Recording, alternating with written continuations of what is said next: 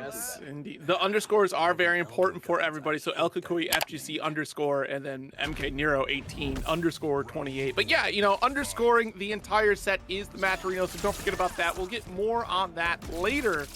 But yeah, already starting things out here. El Kukui picking up the Johnny Cage with MK Nero. Checking out with Raiden, the classic pick with Kano to back it up. Yeah, we've talked about it many times over with watching MightyUnjust. You could kind of just throw a dart at the wall and you'll guess correct the way he's going to play. Well, it's the same thing with his brother. They don't really care. They'll figure it out. MK Nero had a very borrowed time lead, but of course, this is the worst position to be in, trying to get around this. And, well, congrats. That's not going to happen.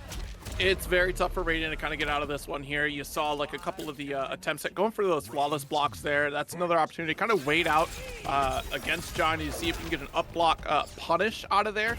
Otherwise, you're going for, see right there, I got the up block but no punish because it was just regular jump in. But yeah, we're looking for an opportunity to go for the armored electric fly to really try to get out of that corner. Yeah, I actually think that that breaker also was unintentional because of the fact that he was going for that block and then got hit behind him while holding forward. So ended up burning 3 bars a meter, but still, yeah, MK Nero had a small lead. This is the same spot as the last time 0-0. He got him to half health, and then he lost his turn. But we're going to go ahead and take a momentary release as MK Nero not only is going to maybe get this dub, if we can close this out, but big shout out to Durandal, who just dropped a tier 1 sub, currently on that 7 months. Thank you so much. Electric fly right on top of the buzzsaw hat here from El Kukui. Ties it up because of this throw. Very cheeky stuff. That's the thing, man. If you don't finish your food against Johnny Cage, it doesn't really matter which Johnny it is. You can lose just off of relinquishing neutral one whole time. It is so difficult to play around because it's plus frame city. You know, we've seen some of the people who have been rocking, of course, Khameleons everywhere, but the Johnny Lau combo, it still gets the job done regardless of that nerf to the hat. Yeah, ye old faithful out here, you know, like that's all that we're looking at here. And even coming into the Khameleon patch, right, there wasn't any other changes outside of, you know, the introduction of Khameleon. I think they cleaned up some things here and there coming into the release of Khameleon, but otherwise we're still settled in on kind of the same meta with the asterisk of Khameleon kind of shaking things up here. And we got Fruity Fetus telling us that MightyUnjust is out here with a Raiden Khameleon tonight. And of course, we know MightyUnjust does play, you know, the new hotness every single TNS. So it'll be fascinating to see how that plays out. Yeah, whatever he feels like playing, it gets the work in. And we mentioned before, MK Nero was getting the work in. Like, the leads were there, but it's always this position. Down 1, you know, got hit, so the Kano ball isn't going to matter. That 4-4, and unfortunately started swinging high and was able to hit the mark, and you forgot about it. I didn't even notice that the assist meter was spent back there, so Kato 9 is going to work out here. An unfortunate block string. Oh, but the stand 3-4, that, yeah. You definitely want to break that. You're looking at death right there, knocking at your door. I mean, that's already guaranteed 450, even off of 1 bar. Yeah, I'm not used to seeing people wake up stand 3. Most of the time, it's an armored-based option or something a little bit safer, but hey, it almost got it done. But similar theme, once again. The MK Nero's always just right there. Just needs to get one solid closeout, maybe the confidence will get built up to start closing out these matches. Always has the lead to start. Nice flawless there. That's going to stop that chip damage and the meter build, but it doesn't matter. We got the 242 series to start things off. There we go. The 340 again. Little lockdown. Kind of surprised behind the throw side. Oh wait, that's right, because you can back it up behind Kano, but doesn't matter. Got the teleport through. This is very much show MK Nero's round to lose. You have overhead. You just need a chip. There you go. Finally gets himself around. And that's a great call to go for chip anyways, because it's too much of a life lead for El Kukui to even bother with the fatal blow. Like, unless if you're feeling the sauciest of sauce, you're not going to try to make that comeback right there and waste your fatal blow. Yeah, very much so. Also, just to be clear, chat, it's Twitter. It's still Twitter, okay? It's still Twitter. We don't call it the other one. It's Twitter. 4 just keeps it simple. Just a single 4-4.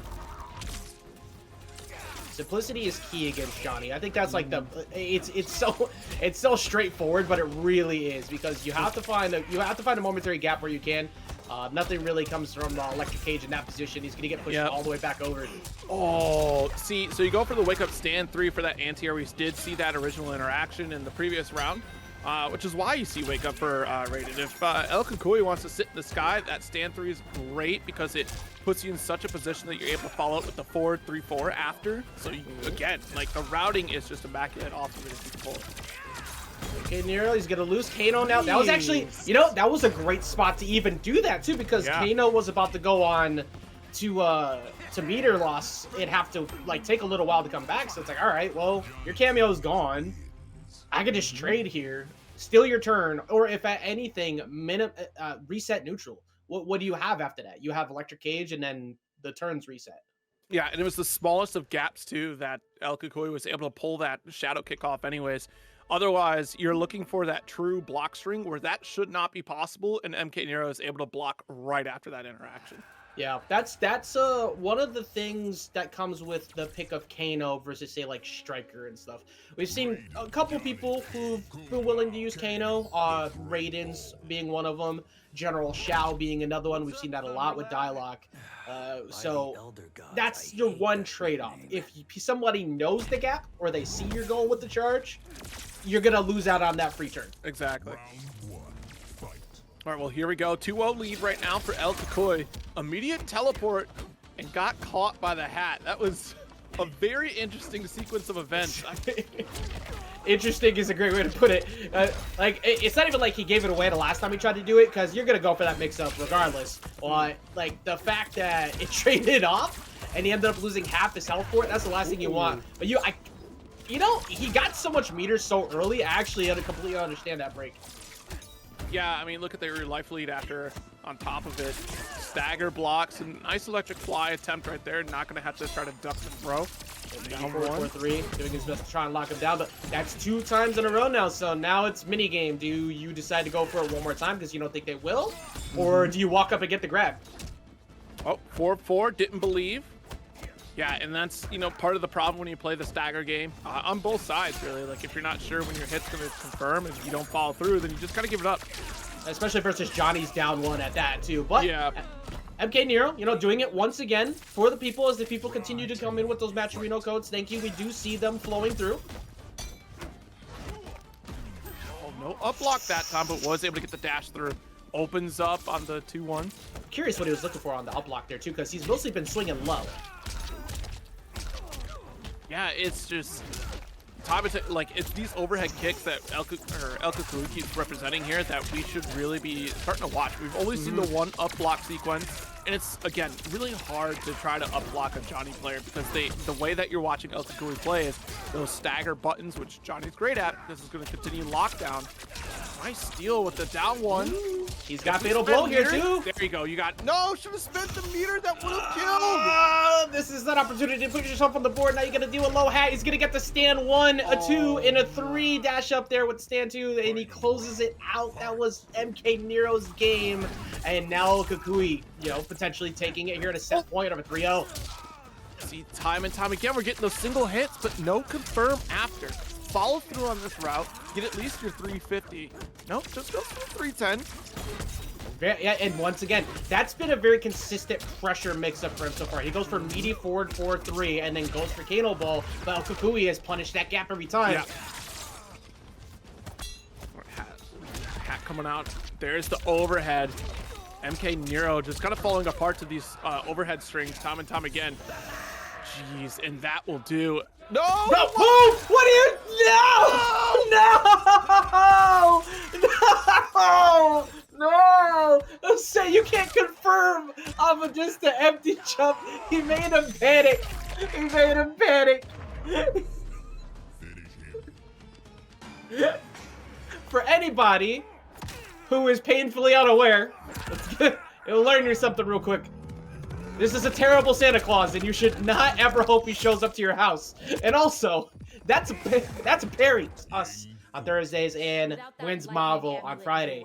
And 2 tournaments a week now every Saturday, so make sure you go check that out.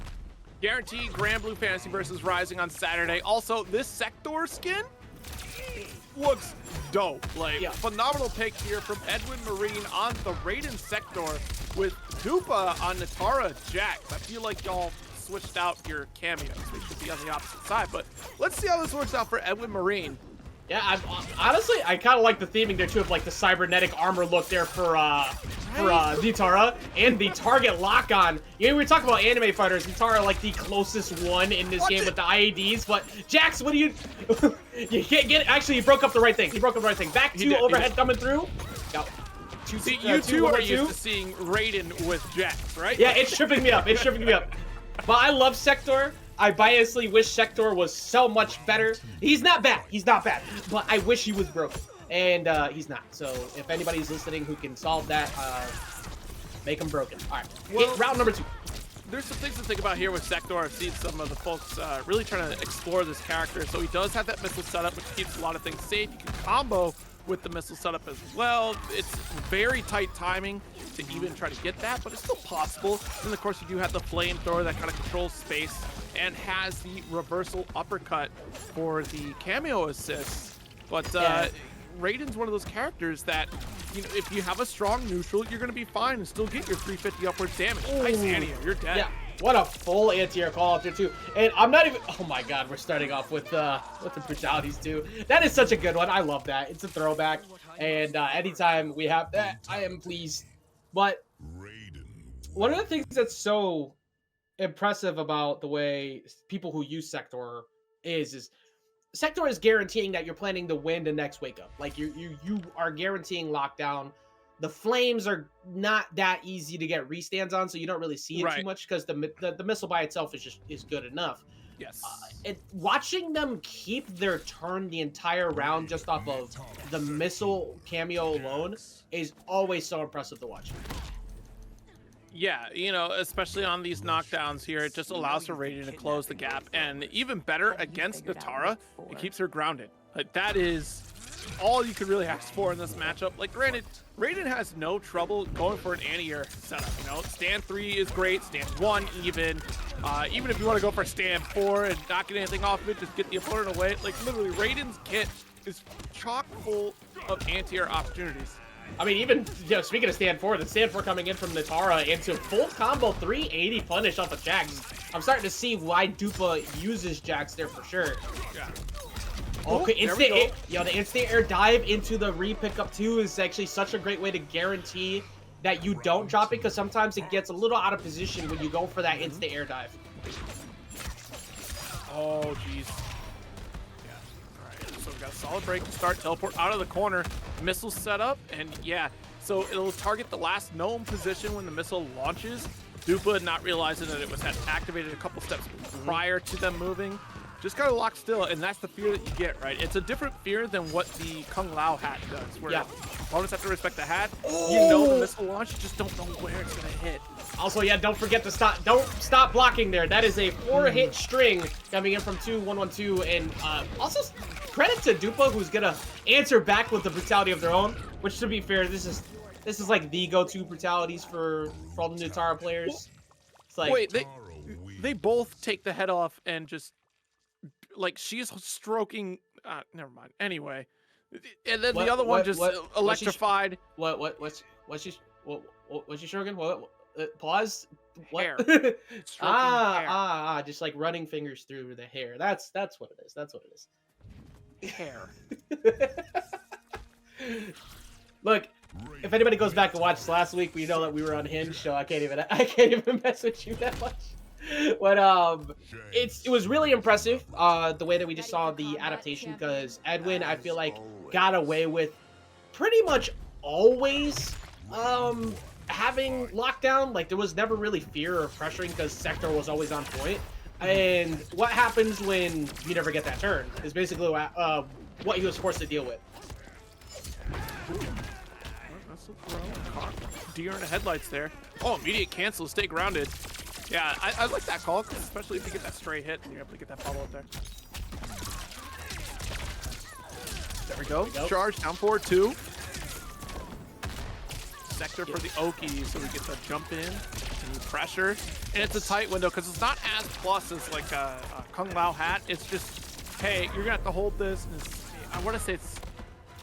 Yeah, it's more the fear of like doing something on wake up, you know, like you can't really do anything because you're asking for trouble. Also, One of the other things too is the Sektor kind of turns characters into a 3 neutral win like character, because you get the 2 turn, you get the 2 wake ups off of the missile. Oh, good good spacing right there. The backdash to try and catch any aggressive option after the teleport. Edwin kind of cooking this game.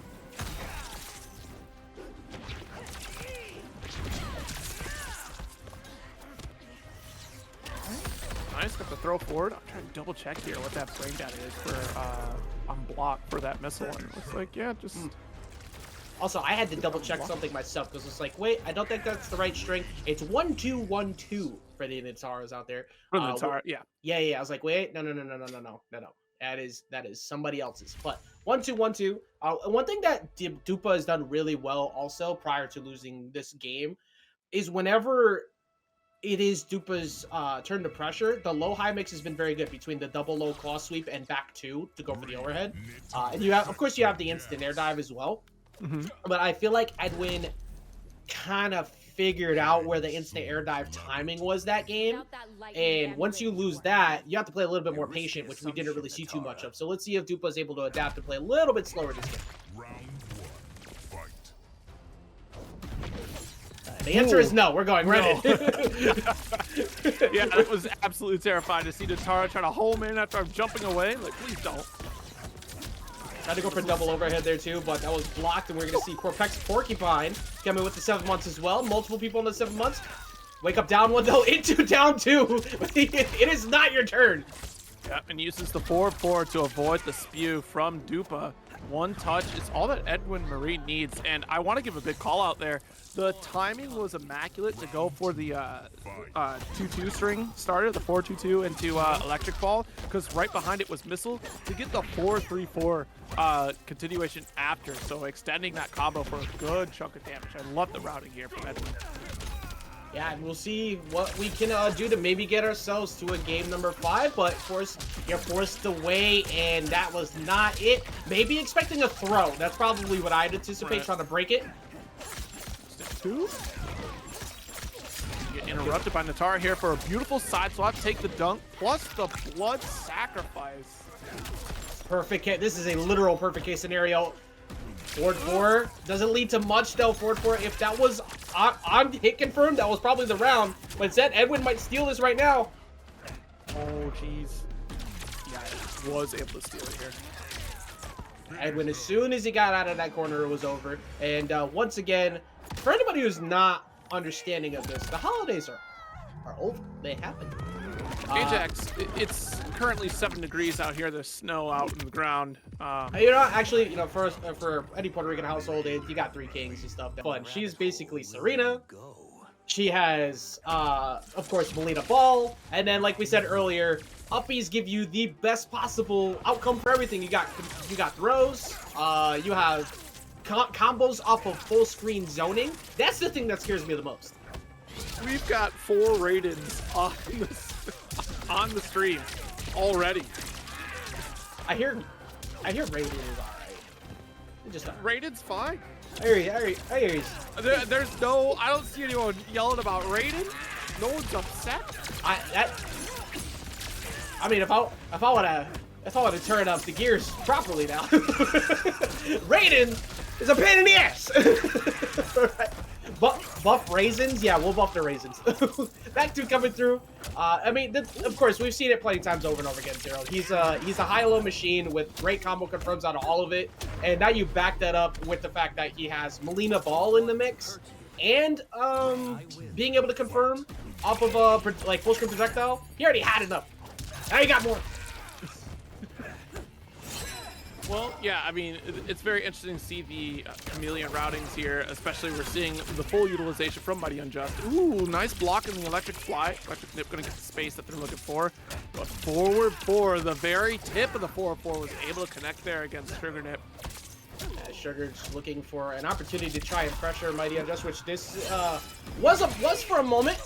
That's gonna get not full combo punished, actually. Yeah, no punish. Nice, got our throw. Side swap here. And Khameleon with the Mileena Balls will be another swap there until it comes back. Yep.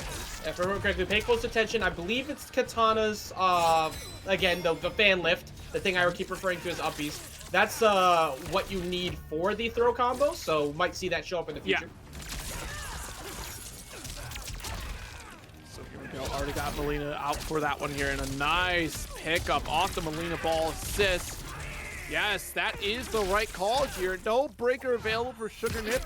And because we're on the reduced health with Kano, this should be pretty close. It's not quite there, I don't think. But no, I think we're gonna have a there's pixel. 110. You're absolutely fine.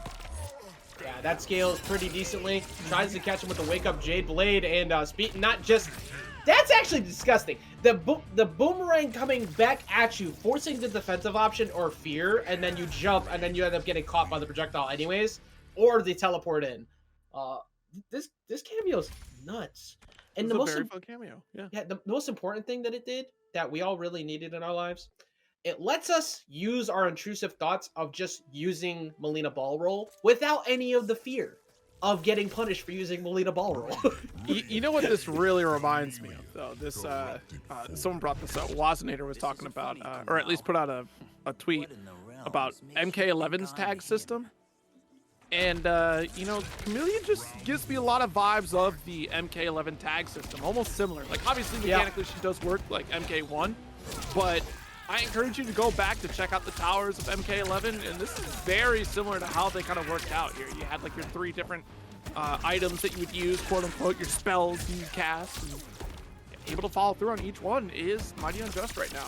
Yep, I mean, you can feel the foundation for what they were aiming for years when they had the 2v2 system back in MK9, and it's got a big culmination up to that right now. It's been working pretty well at that, too. We got a big lead right here for MightyUnjust, of course, the red one, for anybody who's curious. Ooh. Down 4 into throw. Follow up with Mileena. Like, what can she not do? I mean, it's really not anything she can't do. Got the combo package of all 3. A different version of Triborg, if you will. But at the moment, it's been pretty cool because I think the last time we saw Khameleon was MK Armageddon. Yeah, you'd be right about that one. All right, nice, and still able to confirm off the Jade boomerang there. 4-3-4. Definitely going to add a whole lot of damage. Trying to interrupt with the down 1. Not quite there. Finish all the way up. Of course, you got to give it a second. Everybody has been punishing the gaps on anything Kano related or follow-up after. Kano comes through, and yep, once again, there it is. There's just no fear once Kano's gone. Good follow-up here to get one more. Katana, and able to spend the meter for the finish.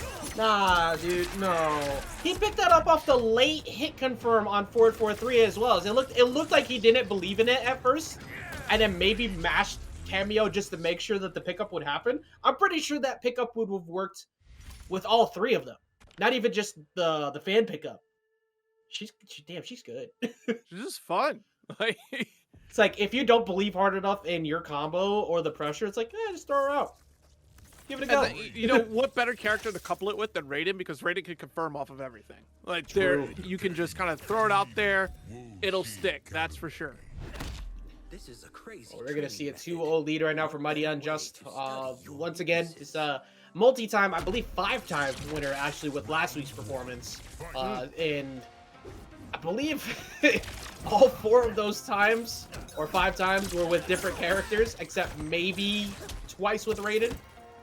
Or Baraka. It's one of the 2. Get the boomerang. Yep, may have hit me low, but also MightyUnjust was standing in anticipation for the return boomerang to hit. 4-3-4, a couple of those. Look at how much he's about to get off of. He just got 332 off of a full screen projectile.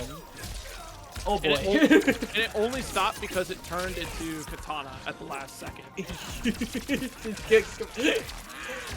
Folks, for anybody who had any curious or doubts or anything like that, Khameleon is the future. Actually, not the future, she's the now. There we go. Got electric cell with the push with the stand 1. Teleport set up with knives. Wait a minute, hold on, you know, Sugar. This is definitely Sugar's best looking round so far. Yeah. There is 3 bars available to TheMightyUnjust if he feels like stopping it, but at this point, this round was so dominant to a point where it was flawless. You just leave that one alone. You hold on to your 3 bars. Great time to wake up. What compelled you to say, you know what, I'm electric fly right now, no meter? All right. I don't know. I'm sure I'm trying to find some logic. I'm like, no, nothing. I just felt it, all right? I just felt it in my bones, all right? Wake up, stand 3, able to get this full combo route, pushing upwards of 400. Shut down the Mileena assist. Wait a minute. Sugar has turned into a different player all of a sudden. I don't know where this was before, but TheMightyUnjust still not even giving up those 3 bars at that too. I think you have to give it up on hit confirm at this point because you can't afford to take anything. You're at 230.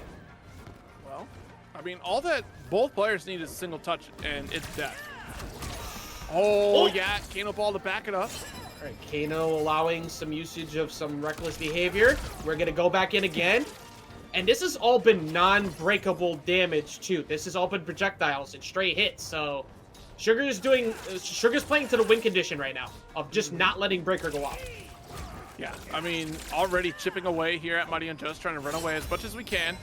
Flawless block on the boomerang here, so no chip damage. Oh, don't play the timer. You're gonna get hit in 3, We got 2, seconds. 1. Oh, We're he good. All right, I called the right hit, just not on the right player. The tackle's gonna come through right at the end there, and the set is not over just yet. No. I definitely believed. I saw the way we were running, and then by the time we hit that point, once we hit the sky, the best you could have done was a, you know, for sure just electric fly on your own. It would have traded unless you spent meter. And TheMightyUnjust didn't have full bars, so I guess we could have spent meter there. Otherwise, we back it up with a cameo assist on top of it. I didn't catch which state Khameleon was in there, but it would have been great if we would have had Katana. But even Jade would actually follow up pretty well. Khameleon was still stuck at TSA. Just gonna get through security, missed the flight. I see. Yeah. To see, the problem is, gave 1 ID, but there was actually 3 that they were supposed to present at that time. Let's see what happens here. Sugar had actually not just a great, that was a phenomenal adjustment last round. Yeah. All right. Full screen electric fly. Right back at you. Free hit into ball. Stop it. How plus is that? Come on. Oh my god, this is so good. Like, it really does make you you have to pay so close attention to. Look at that. That was 400 damage off of that camera. You have to pay. Your eyes need to be locked and glued to what they have on the other side, because that was not 1 but 2 perfect case scenarios for TheMightyUnjust. Round 2, fight. Yeah, I mean, that's such a great point. It's so much you have to watch out for, because you could be walking down the opponent and then suddenly Jade tosses out a boomerang for you. Even right there, that's a great idea to reposition. Pushes you back, but Mileena is on deck right now, so it's either well, there's the Mileena ball. But trades though, yeah, thanks to the Kano knives, and it actually traded in Sugar's favor. Only getting a 1 quick low is not going to do you too much good from that, and the perfect call out. But Kano, of course, usually hidden behind the camera after the teleport. Speaking of Kano, he is gone. There's nowhere to be found, and also no meter to be found either. You have nothing to break. Nothing really going to work out in your favor from this point forward. And TheMightyUnjust, you got your 1. That was cute. But let's go ahead and put this one to bed. Confuse me because Johnny's so damn good. But everybody who mains their character always has something to say. And it's good to listen to it regardless. I feel like that was said, a personal attack. Yeah. What are you talking about? Anyway, Smoke is on the screen. And the best Smoke at that. So we'll see how this plays out. And also, Pulse has been really positive about his feelings about Khameleon with Johnny, too. Yeah, you know, I can very much see the versatility out of this cameo. Again, like, it's so interesting to see the exact opposite, right? Because Smoke, I've always said, is one of those characters that can just be slotted with a whole swath of cameos and do just fine. And early on, it seems like Khameleon is the cameo version of that she can just be slotted with any character, and you're going to be in for a good time. I mean, she gives Johnny things that we didn't really ever kind of hope to see. Johnny has a throw combo. He has a mobile low, which lows are just not there for Johnny to begin with. and then you back that up with all of the rest of the pressure. When is it your turn? The answer is it's never your turn. Well, Oh, that's unfortunate because the flawless block not only saving his life, but he's got 3 bars. We know what JustNasty can do with 3 bars, and the answer is going to do nothing at all because down 1 exists on Johnny Cage. that's the thing. You gotta be brave, of course. That's what we always say here at TNS when I'm on screen and talking about smoke. You just gotta be brave, and brave is Pulse. Big follow up here. Here we go. It's a cameo swap. You're gonna get that breaker for side swap position. That was actually smart, waiting until it was middle of animation to have him on the opposite side. Like, that's completely worth the maybe extra 50 damage you take. Pressure, yeah, not gonna be ready for the, blast cannon that is. Nice up block. Right, big damage. We're gonna go ahead and call in not 1, but 2. No, we're just gonna go for the 1 to guarantee better position. Oh no, the rare drop from JustNasty. I gotta watch the infinity symbol there. That is that. And hype meter coming through. I'm really curious as what the pressure is gonna be here, backed up behind the potential airlift in a second. Yep, and there it is. No. That's disgusting. That's not okay. That's not okay. He just shadow kicked him away, and he was instantly on top of him after. It wasn't a safe jump, but it sure as hell looked like one with how close that was. And that's the key factor out of that. Like, it does look absolutely terrifying, but it was an anti-airable situation. Granted, like, a little easier said than done because you're not expecting it. It does look like you're safe jump there, but that is potential for stand 1 opportunity. JustNasty could have stood up and up blocked, but that's the, rock, paper, scissors that you're playing is, all right, well, if I up block and I do it too early, I'm telegraphed and locked into that situation. Pulse could have empty jumped and went low, or even just went for a regular grab for the additional damage. Yeah, I'm just gonna say it early since we've seen enough of Khameleon for me to go ahead and give it a check mark. I want to see more of these cameos that are coming out look similar to this, and see some of the old cameos get buffed to this level, because this has been fun to watch. Well, yeah, I mean, like, think about the buff that we got with Nitara, like a character that we kind of wrote off pretty early. I mean, shoot, I wrote Stryker off really early, and boy, was I wrong. Yeah, but, sure. Sometimes there's just so much other good utility, but then, oh my god, the throw combo into Oki, into a low. Johnny Cage didn't need any of this, but I love that this character makes it happen. This is perfect utility for what the system is supposed to be. It's going to be interesting to explore the sweet spot of the Jade Boomerang. It looks like there's a spot where JustNasty could have just held down. All right, nice block on the shadow kick. Should be getting a full punish here. Side swap jump too. Hold the corner. So this is a great swap here for JustNasty. Invisibility setup. And of course the down 1. You've already received that message earlier. So now you have to be more active every time you go for the down back 2 invisibility setup. Dude, actually, you kill here. Don't do it again. Don't do it again. Don't do it again. Please finish your food. There we go. Okay, oh my god. Last week, 2 times, he didn't use Fatal Blow, and he didn't get the kill, and lost both of those rounds when he did that. No. So I got really scared it was going to happen again. But, so that's the thing, we talked about it before, muscle memory is both your greatest ally and your greatest enemy. So trying to tell your muscles to immediately stop what you're doing and go for a kill when you're so used to setting up for invisibility, like, that is easier said than done. All right, so yeah, you get into flow state can be your enemy sometimes, even when you are doing very well with it. Yeah, for anybody who's curious, as Zero's just talked about, that armor does reduce half the damage you would take, but that damage never happened. And he would love if that first hit's half damage would be happening right now. But this 1 mix-up away, and JustNasty's gonna put himself on the board. Oh, ah! I didn't know where to block either. Like, I saw the jump happen. I'm like, oh no. There were 4 characters on screen in that situation. There was 3, and the only one not to be found was JustNasty, who was still invisible. That was very distracting, and it worked out very much so in his favor. Man, the jump. The jump is something I'm like, all right, I saw the jump activate thanks to the camera. But do I down 2, and I'm watching the birdie. I'm not paying attention to Sareena, but also, fortunately, it was just Sareena with Curse, so that was just a meter drain there. It was the jump. I believe it was probably going to be a 2-starter. We didn't really get to see it. And put the mask back on, Peter Parker. Just it's just this skin. Normally, I have no problem with Tomas without a mask. Right now, I am concerned. It's so funny. I was gonna point that out. I said, you know, I throw too many goofy jokes at him, but you did it, so it worked out. Nah, this one I'm uncomfortable. With the mask on, it's just so cool. Of course, for anybody who's curious, that comes from the Winter Lin Kuei event that happened, and this is technically still a Lin Kuei smoke. Back there. Just out of range to the back two for full punish. Back two starter as well from Johnny Cage, so you're taking 270 and mix. Luckily for him, though, it was only 4-3 on median and never found its hit, so the damage has actually been minimal. Ooh. 4-3 opener. Stand 3 to take to the skies, of course. Got our invisibility set up. Oh, and now Pulse is trying to meet you in the sky. I don't honestly even know how he picked that up. I have so many questions. This man is so good. And he got the meter drain out of that at the same time. You talk about muscle memory. It's so important when you're playing an invisible character. Back 2-3. He's conditioning lows a lot right now, so you know back two is going to find its mark at some point. Yeah.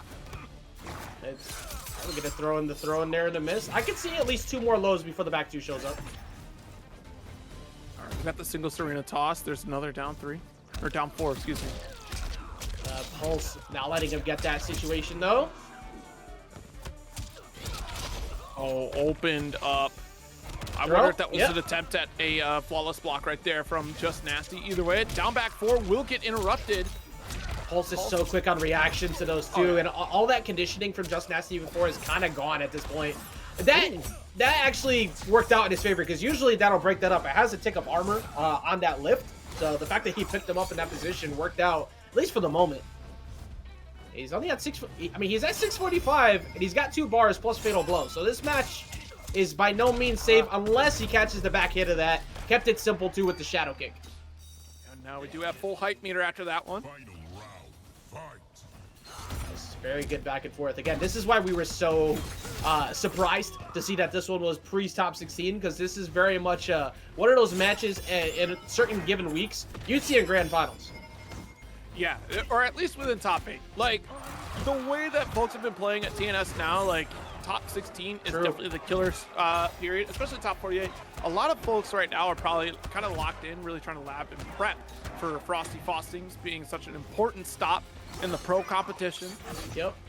Trying to get through all of the other killers in this bracket too. You got Hourglass of Rain, MightyUnjust, El Kukui, all of them just sitting right there. Koisy as well. His brother, that's hair. And it only gets worse from that past that point. Oh! Great spacing is not even enough to describe Pulse just backdashing in that position. Pulse is not going to close up this round, though. The breaker's going to show up. I am shocked that it didn't even trade. Like, I thought that... When a high meets a high, Johnny's high wins? Very, very close match right now. We got Fatal Blow sitting over on the other side. You see JustNasty trying to go for a couple quick charges to get a little bit more meter in there.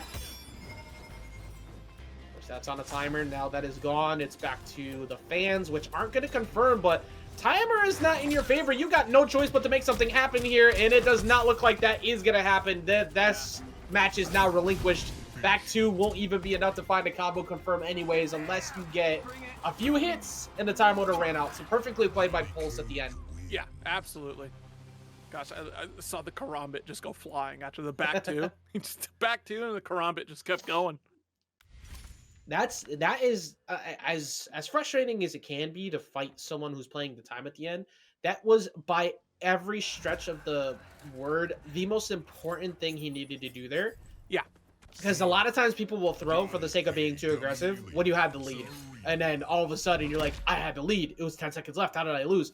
Because you weren't committed to holding back. As frustrating as that can be sometimes, right. Pulse now has that lead because of it. And another great takeaway is the fact that Pulse was paying attention to all resources at all times. And I think that's going to be a key factor if you're playing a cameo like Khameleon, because you have to pay attention to which form Khameleon's in anyways. And any pro player is going to be looking at all resources. Like, I know a few players used to do the dragon eye thing where it would watch your eye movement across the screen, and watching that's pretty fascinating because you see high-level players will float at 4 different quadrants of the screen to really pay attention to resources here. And someone who's paying attention to the resources they have right now is JustNasty with 2 bars. 2 bars. Sareena's coming back, so he can set up the charge if he wants, or he can just go for the jump over instead. Yeah, this match should be forfeit because in this position, you spend it all. Oh yeah. At least have that 1 bar spend for the down back 2. Please spend this down back 4. No, it's not gonna be enough. That's Johnny Cage. You just let survive. That's not gonna end up costing you because he missed out on the low, so it worked out. Oh. JustNasty looking much better that round, but very similar to other times. Got a little worried that that last second not finishing the job might come back to bite him. Nice, back 2-3. 4. I think that was literally on reaction too. He saw the backdash and then committed. And that's a fair call, right? Because you know you're not blocking low if you're going for those backdash. You have to get that wave dash input going. And wave dash normally you see forward dashes as opposed to back anyway. JustNasty looking phenomenal here, but he does have a pretty decent health deficit. But there is Fatal Blow. However, Breaker is back on deck, so you're not going to use that because you don't want him to break that. Got to get him to spend it somewhere. We are in the exact same position that we were in the last round. Beautiful duck. 50% health left there. Nice break from Pulse. Now things are dicey. Now they're not dicey anymore because, like we said before, Khameleon gives everybody access to do what we've all wanted to do, but we are too scared to do. Just let the ball roll. I love that throw. That's the first time I've seen that throw. I love that throw. That's clean. Side swap jump 2. Oh my goodness. Yeah, only gonna get 356 still. I can still hope that maybe, just maybe, Smoke will hit 480. Oh, and he gets the backdash there too, so it worked out for a moment, and he's gonna keep that turn going. I think he's 3 for 3 on the empty jump setups directly in front. Well, not empty jumps. The jump punch right in front of him on invis. So JustNasty looking phenomenal there at the end, and much like we kind of hoped, we're gonna get that game 5. Yeah, very good here. I mean, that was a great answer on that first round. So trying to load into this real quick here as we get into this final game between these two. All right, one more game left to be played here in this best of 5 set. Remember, this is just to qualify for top 16. Not even just get the top 8 or anything past that point. These are multiple. Both of these players have won a TNS before, and they're also multiple tournament winners. And this is to get to top 8. So let's see how things play out here to get into the last game. Absolutely. And yeah, Great Castle, Smoke can easily do 490 with 3 bars, but Raiden can do it in 1. True. That's what I'm saying. Yeah, I mean, you are not wrong. Here we go, down 1 to try and interrupt him. This is the most impressive part, is the fact that he's constantly found the gaps in Johnny Cage's pressure. Those don't exist for anybody who's curious. 369. He stayed on the ground this time.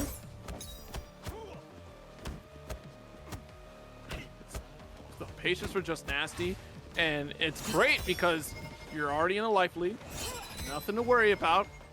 Respect the cameo usage. Yeah, it seems like he's starting to understand where the threat range is. No! You could have killed! Hopefully that doesn't come back to bite him, and it's sure looking like it might come back to bite him. He's got 3 bars. He's not going to spend it, though. At this point, though, he has such a large lead. Oh, but the punish off of the throw attempt. That's going to give him the round. He's looking for forward 4. Will finish it. And you know what? I kind of respect the cancel on the down back 4 anyways, because it was only a single hit off 4 of 4. It gets a little iffy trying to cancel into down back 4, especially if you go for meter burn there, because you might not make it in time off of a single hit for 4 of 4. You have to commit to the full screen to get the full hit. Oh, and the double dash forward too to get a little bit of extra damage instead of deciding to go for the combo outright. Here we go. Gonna go for the side switch. Sitting up. 300 and change from this point forward. 380 is not something you can afford to take, but stand one doesn't lead to a full combo. Yeah, the stand one was a whiff right there. It was supposed to just be the down back 2 setup, but it was too low for that one. We got the 4-4. There we go, the 1-2. Wrap this up. Finish it all up for you, man. Dude, his damage output is so good. Thank you, JustNasty. I knew you could. Look, I didn't doubt that you could do it. We're gonna see that problem in the future now. People are starting to realize how solid he is. But the cameo pick of choice is in fact going to be that Khameleon, and you were right, it is the Kano there on Shuletah. So we got the electric cell, already got the big starter in the corner, and because we're in the corner, we're able to get the 2 stand 3-4s there. Shuletah just trying to keep him locked down. We're gonna just go ahead and go full queen mode and just stomp him out on the way back out. You don't really get plus frames off those fans. That's one of the things that was learned pretty quickly. So if you see fans, don't assume that you can't box back, and that's what we see Shuletah do immediately. Yeah, I mean, we had one back dash and then a dash forward into stand 2 starter. Electric cell. Nice lockdown. Wasn't able to commit quite yet. Just wanted to get a check here to make sure that you were, paying attention to whose turn it was. That's so funny that the character with flight still requests uppies from that of the Ungati, trying to get her way out of there. But the royalty is being taken off the throne, being set promptly down on the floor. This is looking kind of rough. Never looking too rough though when you see great subs coming through, including that of Stacy, one of the best community members of MK. Thank you so much for that. 9 months for that subscription. Aerial route here. Strong lead for Shuletah to start. Oh no, Mileena pickup. Mix in the corner. Screen restand. We're stomping out the problems real fast here. I'm sorry for calling it so early. We got forward 1 into Scream. Shuletah deciding just to put a stop to that rather than let it go to the next round. And this could actually pay off tremendously because now Ludi's in the corner, is what I would have said. Because the ball roll, again, enabling everyone. I'm not gonna lie, I'm probably playing Khameleon. This cameo is OD. Now call me old-fashioned, but I might still be playing Jackson of my Raiden here. But no, it is almost a new season, so I've had to pick a different character. So I'm still caught between either General Shao and Mileena has been the pick this season. Has been all right. Very good time for General Shao's of late. We're seeing a lot of success for that. Of course, even better success for the Sindels of late, but usually, like we said, backed up behind the Kung Lao. You're seeing a different look right here. It has not been bad by any means, but so far, Raiden is outpacing.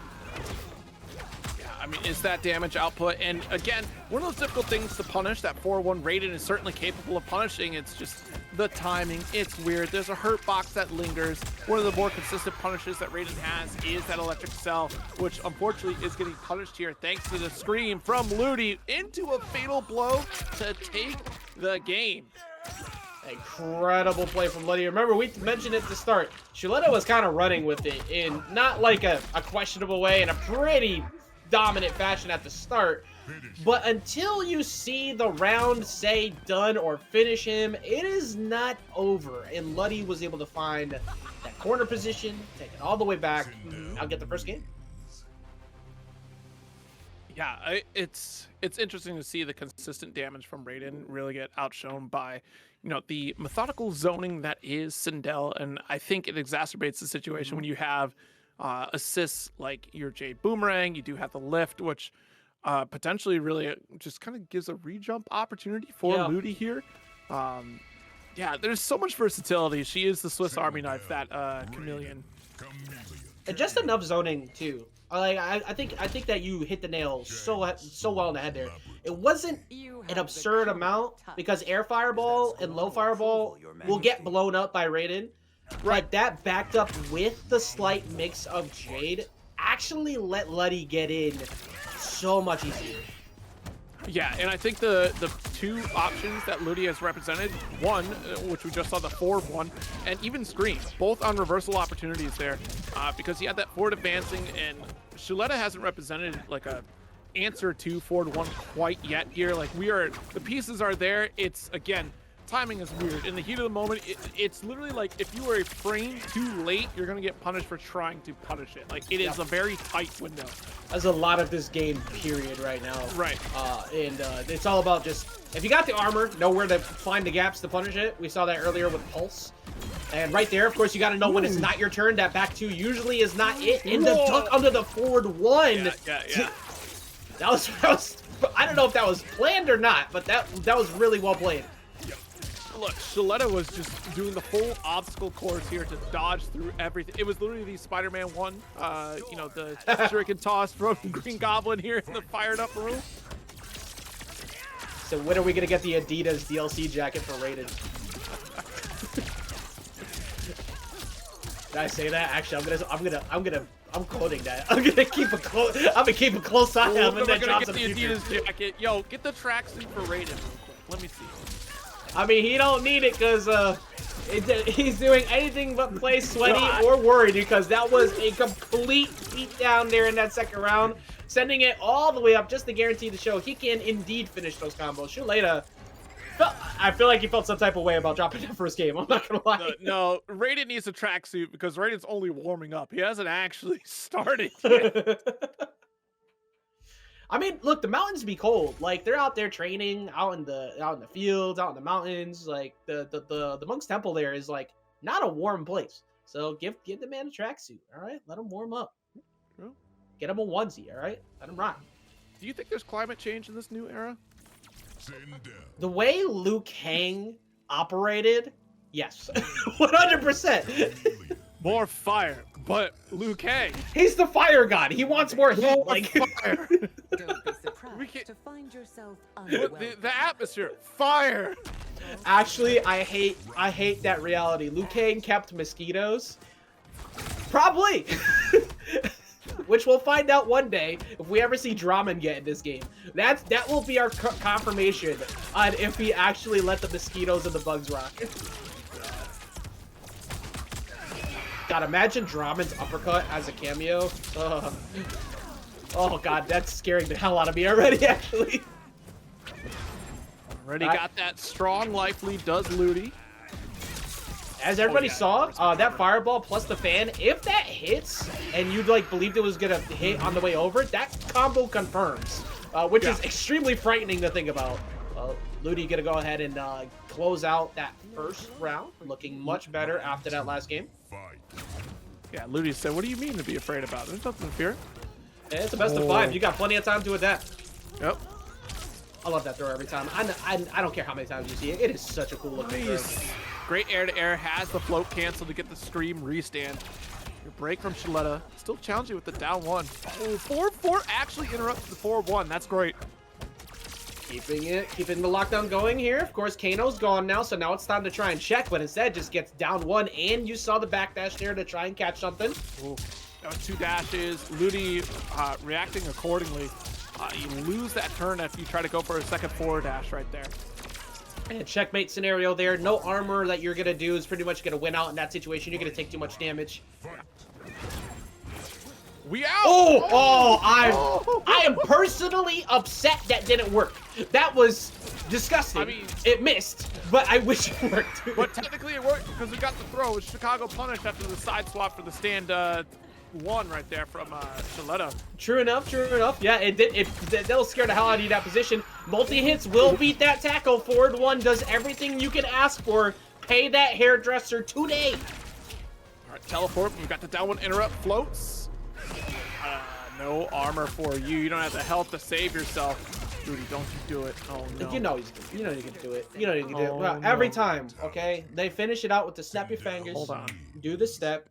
Look, She could do it all by herself, all right? She got because the last time I saw Ludi do that, guess who turned it? Koisy turned it around. You know, like just like I mean, like yeah, you're right. Well, we'll see what happens. Ludi sending a message there, but you know, again, Shuletah in game 2. Smothered. It wasn't even just like kind of, it was like full pillow to the face, and there was no breathing allowed. It was actually insane how much pressure that he had on Ludi. So I would not be shocked to see that happen here in game number 4. I mean, you're also going up against Shuletah, and if you brutality on Shuletah, we've seen it. You activate Shuletah. You know, Yeah, this is a new young all-star who's on his way through and also has what's the word I'm looking for? The confidence to back it up, like the with moxie. yeah, the moxie. All right, he's got spunk, he's got fire. Right now he's getting lit up because he can't get in. And once again, the single hit forward one instant knockback, like it's so good. 300 off the anti-air. Yeah, and I do like going for the Jade armor through, right? Because then you're going to avoid the knives from Kano. You're also avoiding electric balls that range. So you're only daring Ludi, or excuse me, Shuletah to go for electric fly there. You have to make an approach, which is a mistake at that range because Ludi has all the time in the world to go for a punish or an anti-air. Oh, nice. Stand one anti-air, but no follow-up there. Oh, you have the backdash again. You can only down one so many times before he gets blown up eventually. Good screen. We have Jade available. I don't think. Yeah, I was gonna say that route would probably get ruined there. Oh, we're gonna go for the projectile immunity instead, though. That I think as a preemptive attempt to call out the knives. Mm-hmm. 4-1. Yeah, if you follow through on 4-1, there's no follow-up there that you can try to punish. Like you just let the follow-up happen and reset neutral. But good chunk of damage here from Shuletah. 4-2-2 starts things off. An immediate break from Ludi. With fatal blow in hand, you just need a touch confirm. We talked about that last set with Pulse and JustNasty being pre-top 16. Well, we got another one right here too. Yeah. Like this, we didn't hype it up enough, but you know, Shuletah, another one who is also one TNS. Thank you for that reminder there from the chat, and also Ludi just always in the conversation every single time. Yeah, always trying to make that upward movement in the bracket. Did Ludi win the very first TNS? I know it was a Sindel. No, that was King Gambler, I believe. Oh yeah, it was King Gambler. You're right. There was just 5 Sindels. Yeah, it was all Sindel and it was King Gambler is the one. They got Johnny, if I remember correctly. No, it still might have been Sindel. But times have passed. Many things have changed, but Sindel's only gotten better. And Ludi trying to keep that future looking good here if you can. Well, you got to deal with not 1 but 2 Kanos unless the down 1 comes through, which is exactly what happens. I'm surprised there was no up block there. Like, Shuletah stood up with confidence. Nice. Got the 4-1 anti-air to screen. Spends fatal blow, but there's a breaker in the background. He tried to do it as fast as he could. I feel like he actually thought that situation out. That was smart. He used that in that spot to force the breaker, but to give him the jump in, backed up by Khameleon, but it didn't get the hit. He banked it all that he would get that follow-up jump in, and Shuletah said no, and we get another game number 5. Potentially thinking several steps ahead, but it's 2-all, right? You know, 2-all. You know, it was decreed and mentioned early, and it bears repeating. Zero did mention how whenever Ludi does brutality, usually the follow-up is not. It was one time. It was one time. You know, it's not. It doesn't pan out. You know, it doesn't pan out. Now game number 5. We'll see what happens. Ludi's gonna stick with the Khameleon as well. We're not gonna see the switch back to Kung Lao. We're gonna keep the same play and get the learning going. It's now game number 5. One of these two takes a trip to the loser side of bracket, joining Pulse. Ooh, all right, a little bit late on the teleport though. We wanted to have Kano a little bit more activated, activated a little bit earlier before that came out. Already got the 2-4-2 series. Confirm follow up. 1/3 of our health already gone from the picture. It was a very good flawless right there. Important for Ludi to put that out, just so we don't get the chip damage. No meter build for Shuletah. Good restand. Let's pay this back in kind here. 50%, tying it up here on health. Once again, putting ourselves into the projectile immunity, but you can't do much about Kano Ball on its way. Oh, nice. What a call! Are you kidding me? Catches the jump and keeps the pressure going. That was such a good call. Opened up. Oh, back to. All right, watch out for no. Meterbird. I knew it was gonna be Meterbird. Wake up! Come on now. Katana hits the wrong mark. It hits Kano and not Raiden. Shuletah potentially might end up taking this. All right, you gotta go for air to air. Not gonna work out for Shuletah. I I need to see that game 5 last round. This has been such a good set so far. Just stay calm. There's no Kano there. It's a 4-1. Got the space that you're looking for, so you can try to zone out, and already jumping in after the fireball, uses the Khameleon assist to get the jump in to follow up after. Great call from Ludi, but now back again. Full screen situation. Teleport, but again, late teleport after Kano's already been full sent. The plus frames are gone for you. Nice, so got the opener with knives into the corner. Back two coming in after taking multiple. Ah, crap. Now you got double overhead. You have the load, but he's going to block the low. Kano's there. Kano's gone now. So all you have is one call out. How many times did he get blown up for using down one in that position? Shuletah played around it, I think, 3 different times. Of them that we're seeing online right now. On the other side, Mileena with Kung Lao has been the main problem. Hourglass Raiden is the Mileena and has won multiple titles here at TNS. Get ready to watch these matches disappear within seconds. Look at this. They're already starting things off. Yeah, it's interesting. Hourglass remains ever stoic, of course. You say anime. Hourglass coming from Guilty Gear Strive and coming in here. So, yes, if someone knows about anime in this matchup, it certainly is going to be Hourglass. Nitara rocking the classic skin, trying to find an opener anywhere. Ooh. Please, let me in. Aphrodite, of course, one of the biggest threats for Nitara's in the game. But, ooh, that was so smart, utilizing the invulnerability to go past the hat. Yeah, but still got opened up during the throw period there. All right, we got the down 3. Down 4, rather, excuse me. Got another knockdown. The high-low mix picking up with Mileena. Bro, she really does activate so much. Ooh. Yeah, we already have a blood sacrifice installed. Beams on the way. There it is. We saw that representation from Aphrodite very early on. So that should be the message for our class. It's going to be slowed down from being able to ball roll through with that on deck. I love that being an answer for all the flying. It's like the runway wasn't clear. There was, in fact, debris along the way. But this is a lot of damage. It's not going to finish it out at 416. Any stray hit will get the job done, though. That's usually a pretty solid option in homing attack, because most people have to wait. Nitara doesn't really care about that, even with that that boomerang. She just fly. Full screen, another blood sacrifice. He is moving. My God.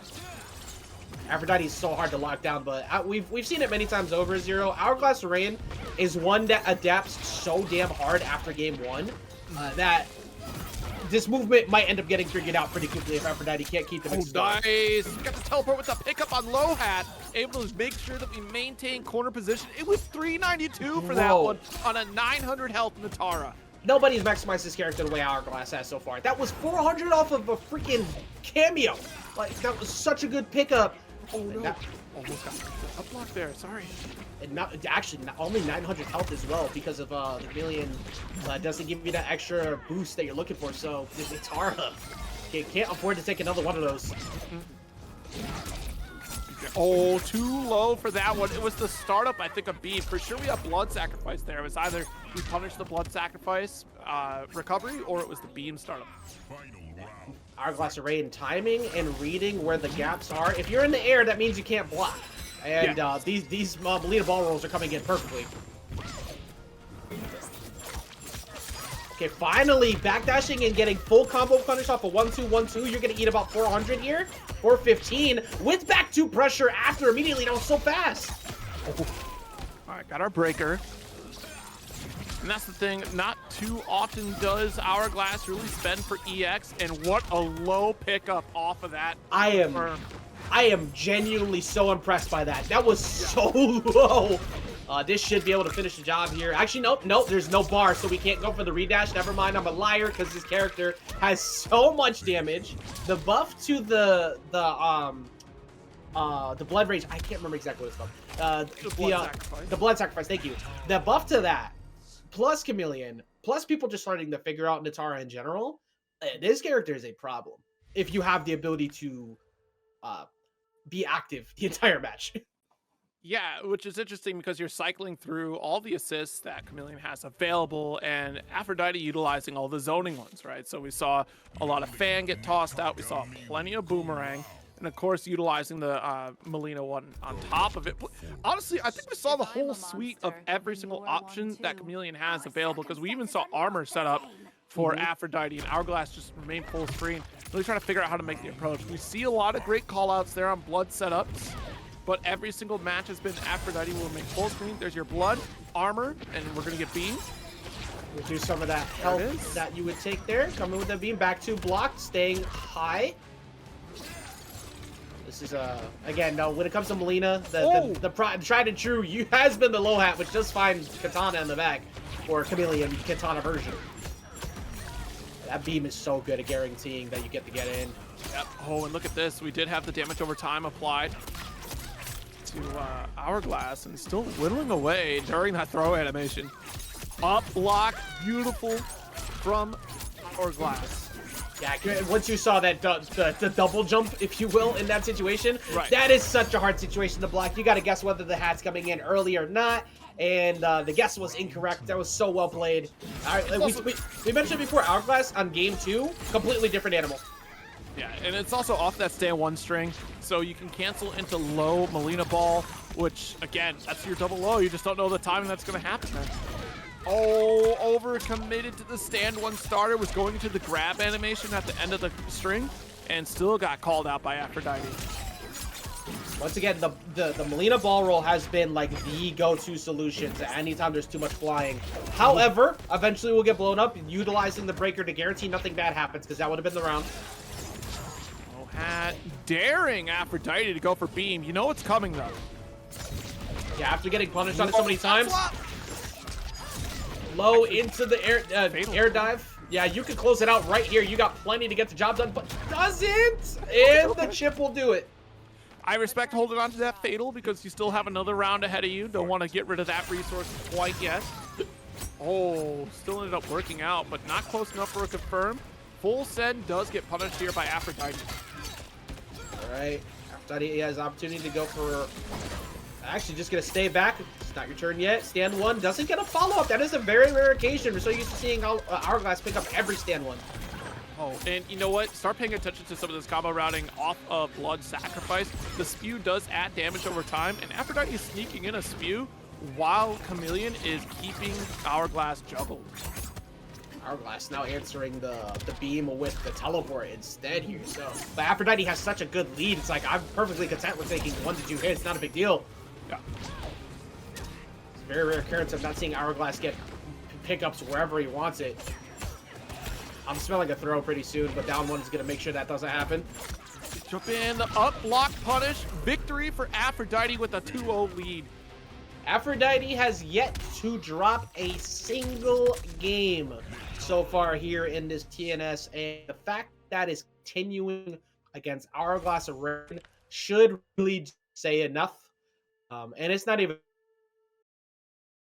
Khameleon really enables so much for this character. She did this as hell. Mileena. I'm here as Nitara. we all need to add something, but I just missed a little bit. Postal ups and more time in the kitchen. People are really figuring it out. You have her, Nitara. Round 1. Fight.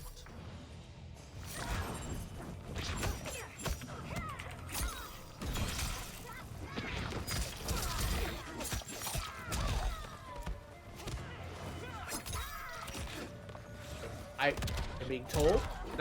Can I be heard? Checking. Am I gone? I heard I was disappearing. I'm hoping that's not the case. All right, we're back. However, now my view is like, okay, all right, we'll be there. We're getting there. All right. I promise. I don't want to leave you. Don't let me leave. I care about you all. As we got game number 3 here, Aphrodite once again with a half health lead.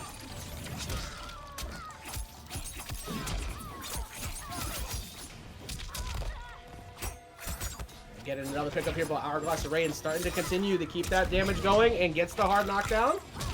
But the stand 1-2 string again, 1-2-1-2. It lingers for so long. It's so easy to get the pickup off of it.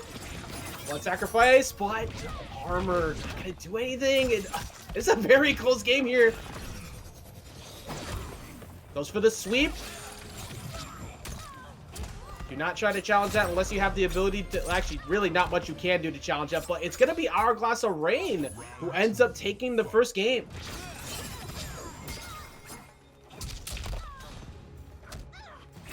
Once again. Raiden looking much better here, looking like that 3-0 is not going to be the case, or at least trying to make it not so, but finally, I think we've been waiting for that throw for quite some time. Yeah, you were calling that out in the last game. Like, that was slowly mounting over time here.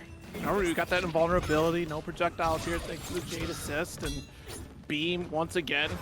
Trying to catch up with the zoning game, really trying to force Hourglass into a mistake here by trying to bait out with these jumps.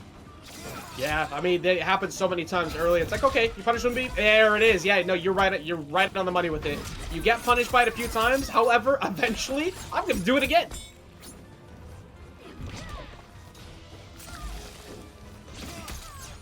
All right, low hats and sides will do the trick from here. You don't need to commit to anything but the dive kick plus fatal blow. It will not kill, but it is going to bring this down to an even game. You can very much so see this brought to that round 3. I think you'd be left with about 110 after this, because Nitara does not do an incredible amount, but actually that was a decent amount, and it did end up taking out on the chip, got .61, and we're gonna use the homing attack finally, the dive ball to come through to close it. But that was for a second looking like Aphrodite might still end up stealing that round. Yeah, definitely scary there too. But of course, Hourglass finally get one on the board. Hopefully that stops the momentum a little bit here. But it still seems, like, to your point, a very tall order because of how quickly Aphrodite was about to catch up with it. That burst damage from Nitara is a very scary factor of her game plan, especially when coupled with Khameleon being able to assist you here. And I think we're dropping it out for a Kung Lao. Interesting. That's a little surprising considering how good Khameleon has looked. But Aphrodite's been doing the work with Nitara pre-Khameleon. This is nothing new. This is Aphrodite's been putting in work, and a big part of that was that Lao backup. So we'll see, as Lao does enable to use back 2 to get that sweeping overhead a few times when you can.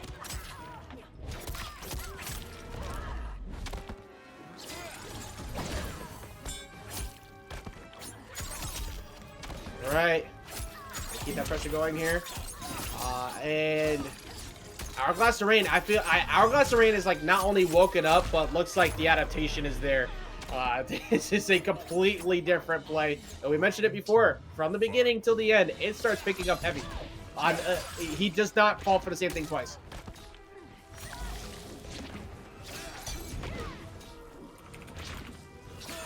Looks like we got attacked by the Cyber Initiative in chat for a second there, but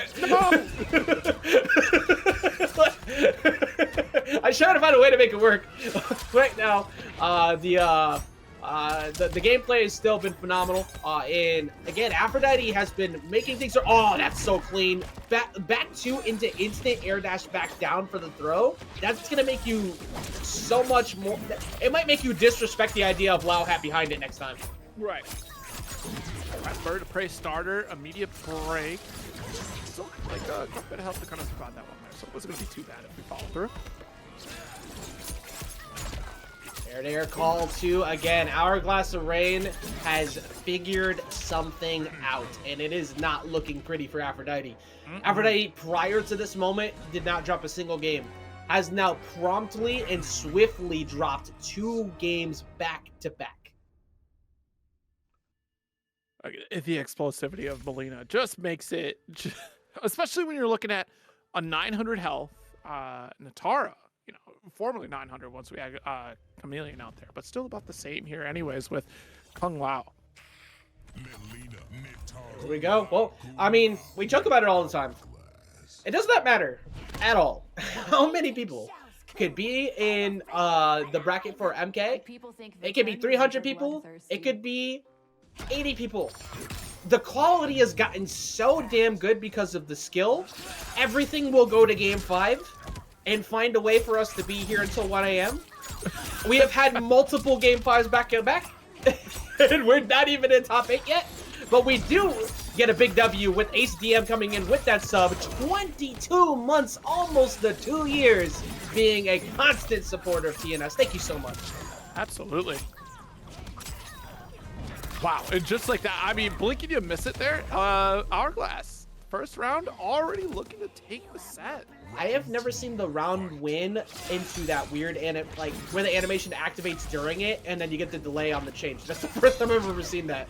But you're right, that was like you close your eyes for 1 second, and Hourglass is now working on finishing this reverse 3-0. There's a reason why Hourglass sports multiple TNS dubs. Not even just that, but multiple other wins as well. That's going to be a full combo punish. We're going to eat about 415 from this. 430 and counting, plus the pressure. Yeah, no punish. You have the safety of the Lao hat there to back you up. Nice pickup off the low roll. All right, big opportunity here for Hourglass Raiden to completely shut down this this comeback attempt from Aphrodite. That's not going to be a punish though, because you're going to be safe, but we're going to do not one but two, and we're going to get that game number 5. You're going to get the chip out there, guaranteed on any trade. Bro, we are being spoiled tonight. Once again, last round, game 5. All right, trying to go for air to air. Oh, and just the Katana was able to land before that aerial dash was going to hit. That just barely missed the J3, man. That was so close. Who's going to be the one to take it? Honestly, I don't even know. With the way that Hourglass Raiden played the last few games, I thought this was a done deal. Especially at this full screen position.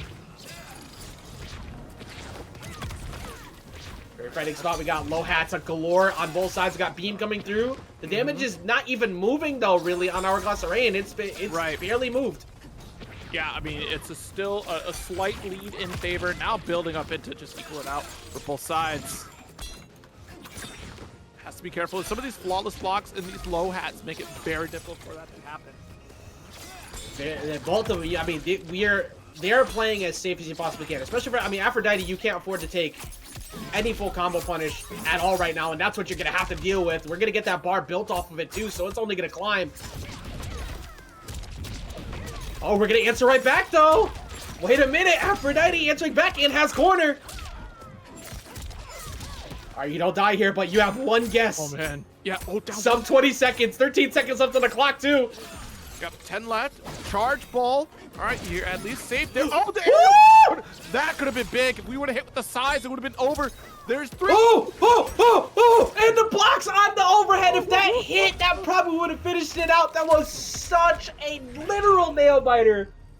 You kidding me? Best starter, Bulbasaur. What are you even talking about? Hello? Right. Like, so what? Look, what is this? You're not beating Brock right off rip. What is this? It's over. It's over. What is this Brock. nonsense? You're losing to Brock. You lose to Misty. You like life harder than it really is. Anyways, you know what's funny? I had a Bulbasaur directly above it. I decided to pick. Oh, so you're Gary Oak here. Right. Let me just say this: Venusaur won me more money in Pokemon VGC than any other Pokemon. right now, we're looking to see the Raiden mirror.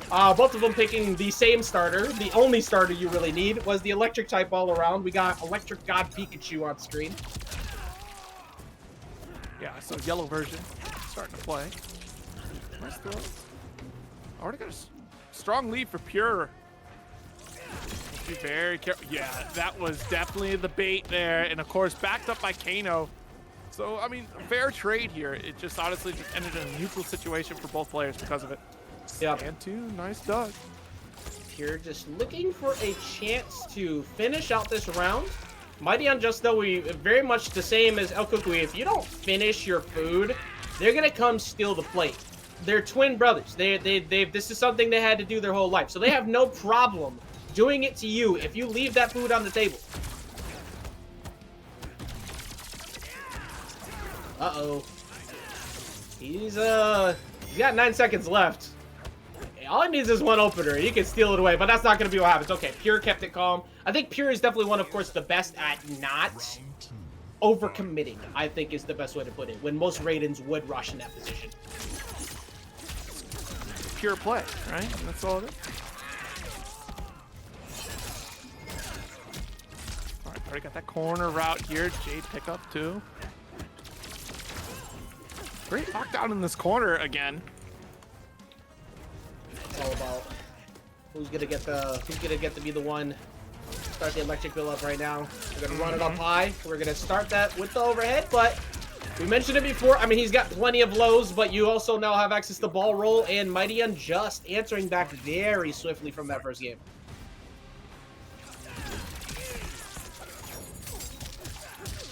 This is one of the, like, when it comes to mirror matches too, I think the cameo really, this is one of them that really shifts so much of the dynamic of the match just based on cameo. Because you see how Pure is able to make the blitz play with Kano, and it's got him corner out of it, where MightyUnjust has to pick and choose his moments because you need the right cameo. And he might end up losing this first game because of it. Fully charged, able to electric fly out of that corner. I mean, Pure does not need to move. I dig the decision making here from Pure because that actually, the electric cell was to cover a teleport just in case, because we've already thrown chasers of electric ball every single time. So at that point, MightyUnjust might want to go for a teleport, which would have punished. Now that MightyUnjust has closed the gap here, you start to worry. One touch in the fatal blow, not going to happen anymore. Yeah, he had access to that fatal blow on deck. I like the fact that you saw Pure. He didn't use Kano, even though he could have kept the pressure going, because he knew the only way to lose was not to be able to break. So he made sure that he kept Kano, because if you don't have that cameo, you can't get that breaker out, and you don't want that full corner carry off of a quick string and a tackle. So that was very, very good resource management at the end to guarantee you close that out. The gateway. You're a demigod in your timeline? Pure just, And the you know, protector again, of the Earthrealm. patience, the pure neutral, not really trying to rush the game. Fight. And end up winning them that first one. Full screen situation, of course. Doesn't want to throw. Who wants to pull the trigger first? It's scary because somebody might be getting teleported on. And the 4-3-4, huge damage starter here for MightyUnjust. We're gonna get a swift 380 and more. We're gonna chunk half health. At this point, he's gonna have to tackle his way out just to try and make something happen. It's only Mileena. Oh, never mind. I forgot Mileena also allows you to get the get up. Only Mileena. It said who? My fault, champ. Gonna jump back past that. And the call out instantly on the teleport. We've seen that type of game for MightyUnjust many times over. Usually happens after game one. And usually bad things happen after that. So Pure needs to make sure that that doesn't stay that way.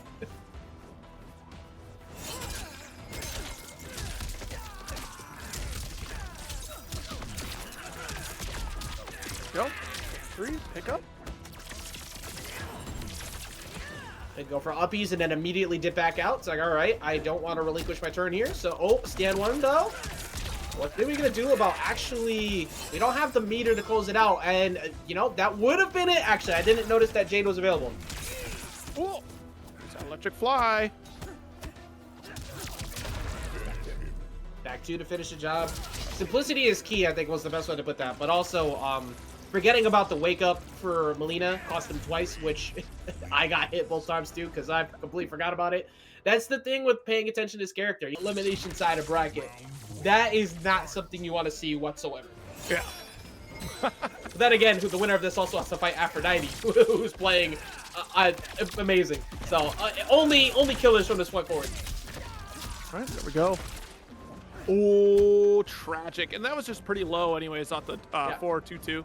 Luckily, it was like at the end of the combo too, so he didn't get punished for it, so it wasn't too bad, but it is a feels bad moment. I'm laughing at Khameleon walking away, like she's so upset that she didn't hit. Just whatever, man. What am I here? She's trying her stuff every time she walks away. It's like, I don't care, I'm bad anyways. Like, like it really does not give a damn. I got sent out to the Mileena ball. Like, whatever. I mean, that she is carrying around many personalities across ones. You know, you never really know what you're gonna get. Start calling Khameleon a box of chocolates. All right, here we go. We mentioned it before earlier. Whenever you see katanas fanned, that's when you don't have, like, it's a frightening feeling. But if you blocked it, you don't need to give up your turn. This one, however, you need to be more scary of. Scared of. Scary. I can't. Scary of? Yeah. Scary of, yeah. Scary of. 4-4 does get the confirm, but down 4-2. Nice little pickup. Not going to be too bad on damage. Yeah, you're looking at 340 there. Well, that time Pure punishing it. But calling Pure, paying attention to what happened in the previous matches, because that kind of cost him 2 times. Recognition. Now you have Katana, so the only thing you need to worry about is potential of, well, not that. I was gonna say a full screen projectile into the pickup, but instead just tackles his way through. Just the 4-4 Kano. Doesn't even commit to the 4-3. This is Pure's round to go ahead and finish. There we go. Looking much better here. Again, I mean, it is only game number 3, but this mirror match is one of the most difficult to navigate unless you have good, just really good lockdown, and I think that's where Pure is winning out. Yeah, I think that was a great call you made too. On the cameo choice also really determines how your neutral game is going to be played out. So yeah, you have your Pure lockdown, but then MightyUnjust is out here with the versatility that is Khameleon, able to get those low opportunities. He's got just so you can see the overhead. Like, you can really kind of have fun with it. He's got 230 off the throw. We've been waiting to see that for a little while, but Katana was never ready for the throw. So, and now he's gonna get about, if I remember correctly, I think this one does about 400 off of a projectile. Yeah. See, this is like in exchange for the lockdown, the damage output and conversions you get are so damn high. I mean, it's just a perfect storm. When you have Raiden out here, you can route off of darn near everything and still get upwards of 300 damage from it. Like, 300 is your bare minimum, but like, that's with no cameo assists, no meter spend. You're getting closer to 400 every time from Raiden alone. Yeah, I definitely, it's... Raiden's game plan is usually just a mix of like 1 to 2 openers, and we kind of call it a day from there. Khameleon gives him like 3 to 4 new bread and butters. Off the ball roll, off the throw, off the projectile toss. It just opens up so many more layers you didn't have to normally deal with. But Pure showing exactly why you don't really need that. The style isn't necessary. Simplicity is key for Raiden. Oh my god. Yeah, simplicity. It has been that way since day one. Simplicity and consistency. Bro, this is a complete dominant round off of literally that same flowchart we mentioned before. Nothing was changed. He got one quick starter off of forward 4, brought it all the way over. Cool beans. What do we do after that? Kano ball lockdown into electric cell. We backdash to get a quick punish. Get an overhead in the middle. Call it a day.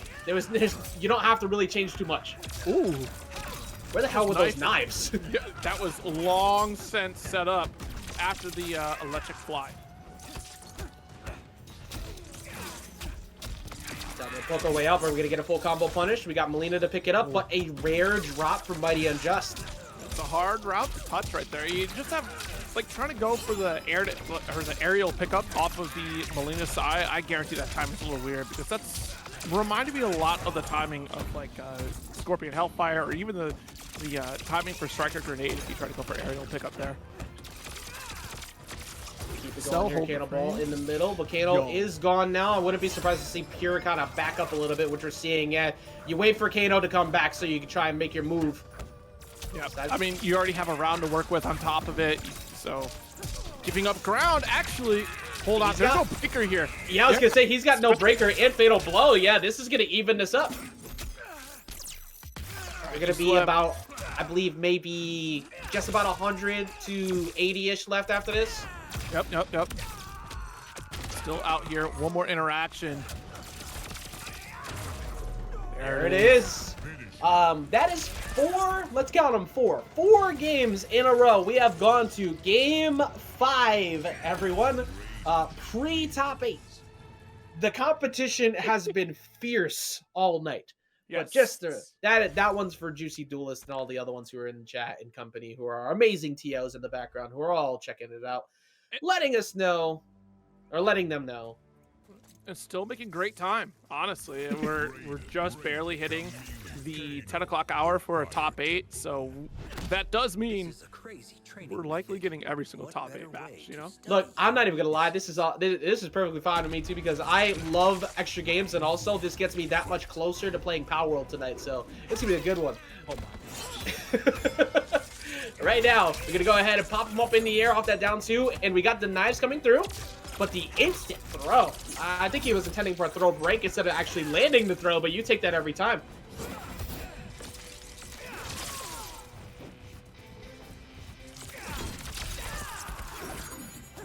All right, delaying. Jump 2. Yeah, jump 2 did not find the mark. TheMightyUnjust, you can see it looks like he's trying to time an opener backed up behind Khameleon, but now we have access to the ball roll. Or actually an aerial combo pickup here too. Gonna keep cycling him out. Full charge? Yeah, great call. Once you're committed to the 3 charge on electricity, that's gonna be a punish with the electric fly. Lift off? Yo, we out of dodge. I ain't gonna get anti-air, excuse me. I saw the error of my ways, but did not catch the sneakers. Immediate fatal blow. And since it was an early start, I'm hard pressed to say this kills. You're both mashing, so this you're living. Yeah, this is gonna be very close, but it might do it. Yeah, dude, 421 off the first low starter. And Pure, you know, usually you have to be very careful about when you decide to use Fatal Blow in the first round. Mostly Reikos will do that almost every time, but that was a very good call on Pure, and now set point.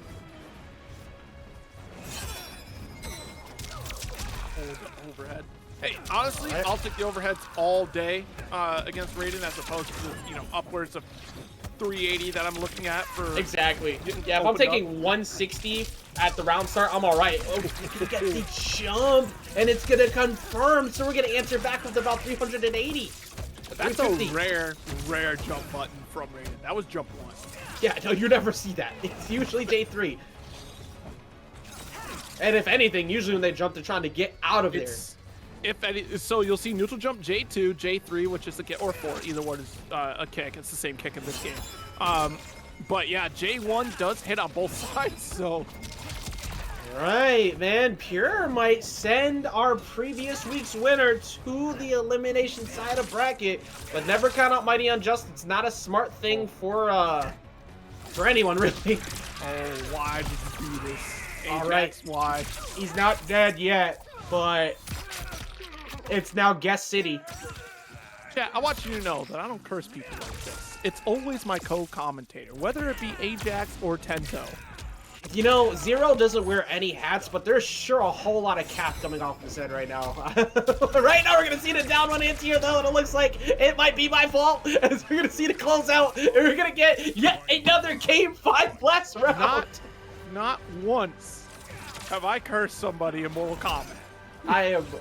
Don't make me go out of my way to go look back at all of the tournaments. I will make a montage. I dare you. You ain't gonna find a one. Back to. Well, indeed, we won't find that one. Like you said, we're gonna find the back two into electric tackle to get our way out of there. Right now, nobody has fatal blow on deck, so there's no last second clutch factor. It's all about meter management from this point forward. It's so terrifying because it's one. Oh, the duck! But no confirm electric cell. It's too slow a start up there to get the down 4 from that range. All right, he's gonna. Oh, you can't get away from that, but he only gets 1 fireball, so you'll take that. Nice. Took a little bit of damage because it was armor through.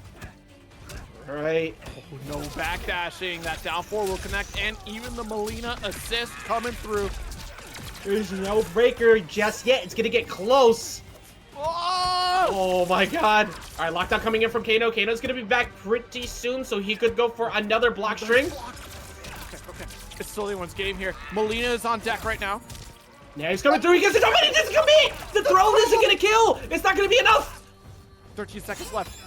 It's about who pulls the trigger first. It's all about... Oh, he goes in, and the Kano ball punishes it along with the sweep, and Pure takes it, but MightyUnjust believed fully that was gonna find the mark, and he did the smart thing of having the lead and holding the block button. Maybe lose all their money in a money match versus Tom, who knows, because that could happen. And also don't miss karaoke. We're gonna sing some good tunes right now, though, as we got great gameplay coming up. We got JustNasty gracing the screen once again.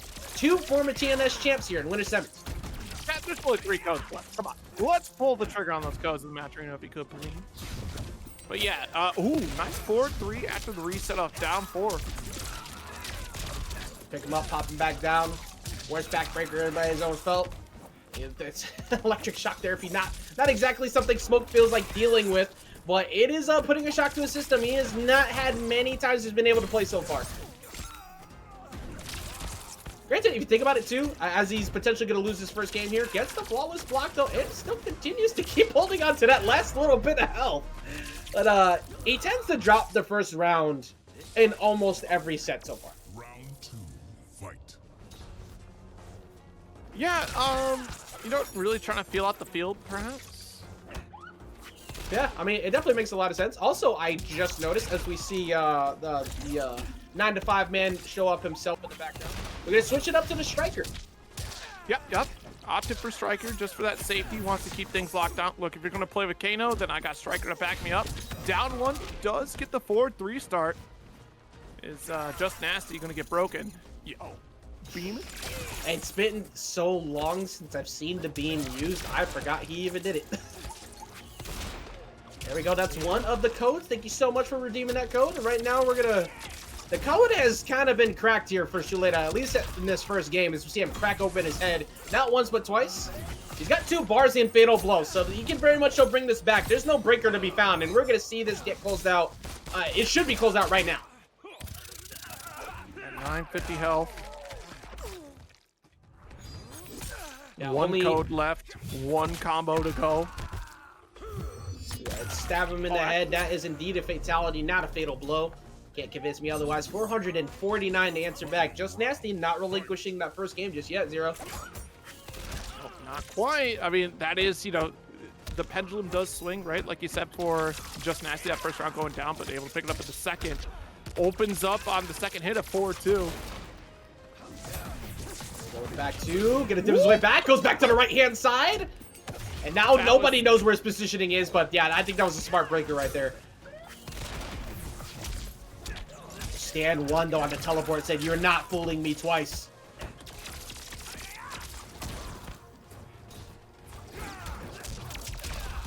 Right, nice, got the overhead here, and it's tough to get out of this corner. Not quite enough to kill, but the chip will work its way down. I like the fact that he went for the string finisher there too, because it sets up the knockdown where if he decides to try and armor get up at all, he's gonna trade with the electric cage, and it's pretty much gonna cause an L. So that was very well played for Shuletah to set up checkmate. Yeah, that's a great call, because there is that slower startup, right, of the electric cell itself. Like some of the first hits, you can kind of fall through. Yeah, the kick as a finisher. Usually you don't see it. It's not very often, because most of the time they just finish the job on everything else. It's nothing to me but bad memories. I feel that. I feel that. That was like the most real thing I've heard from Smoke. You know, sometimes you just don't. Sometimes you just don't want to go home. All right.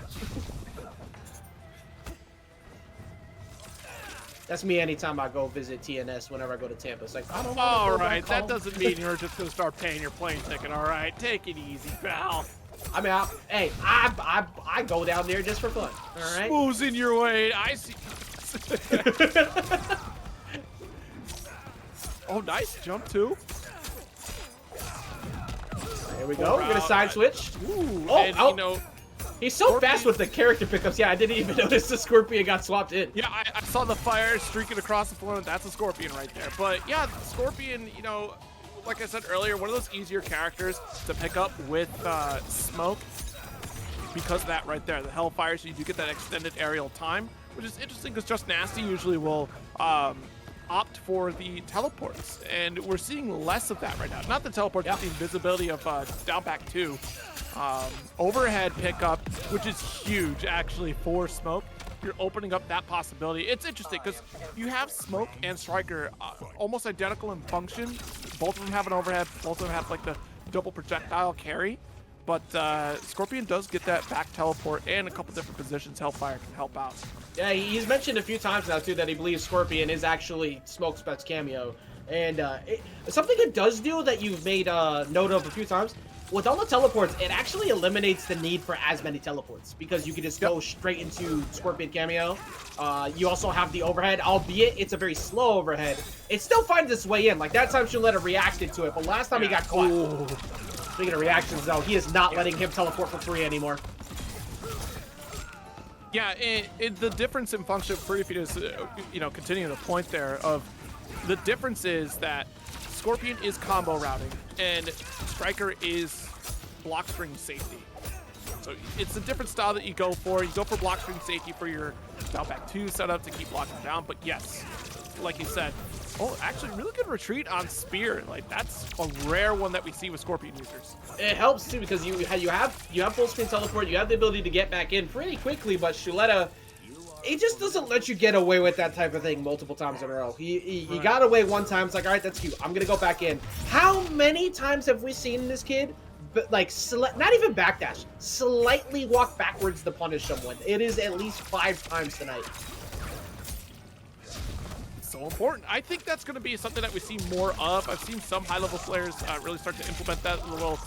It's something you learn very early on in the mechanics of MK1 of the dashes being cancelable into a button. So like you can stop short your dash, back and forward dash with a button.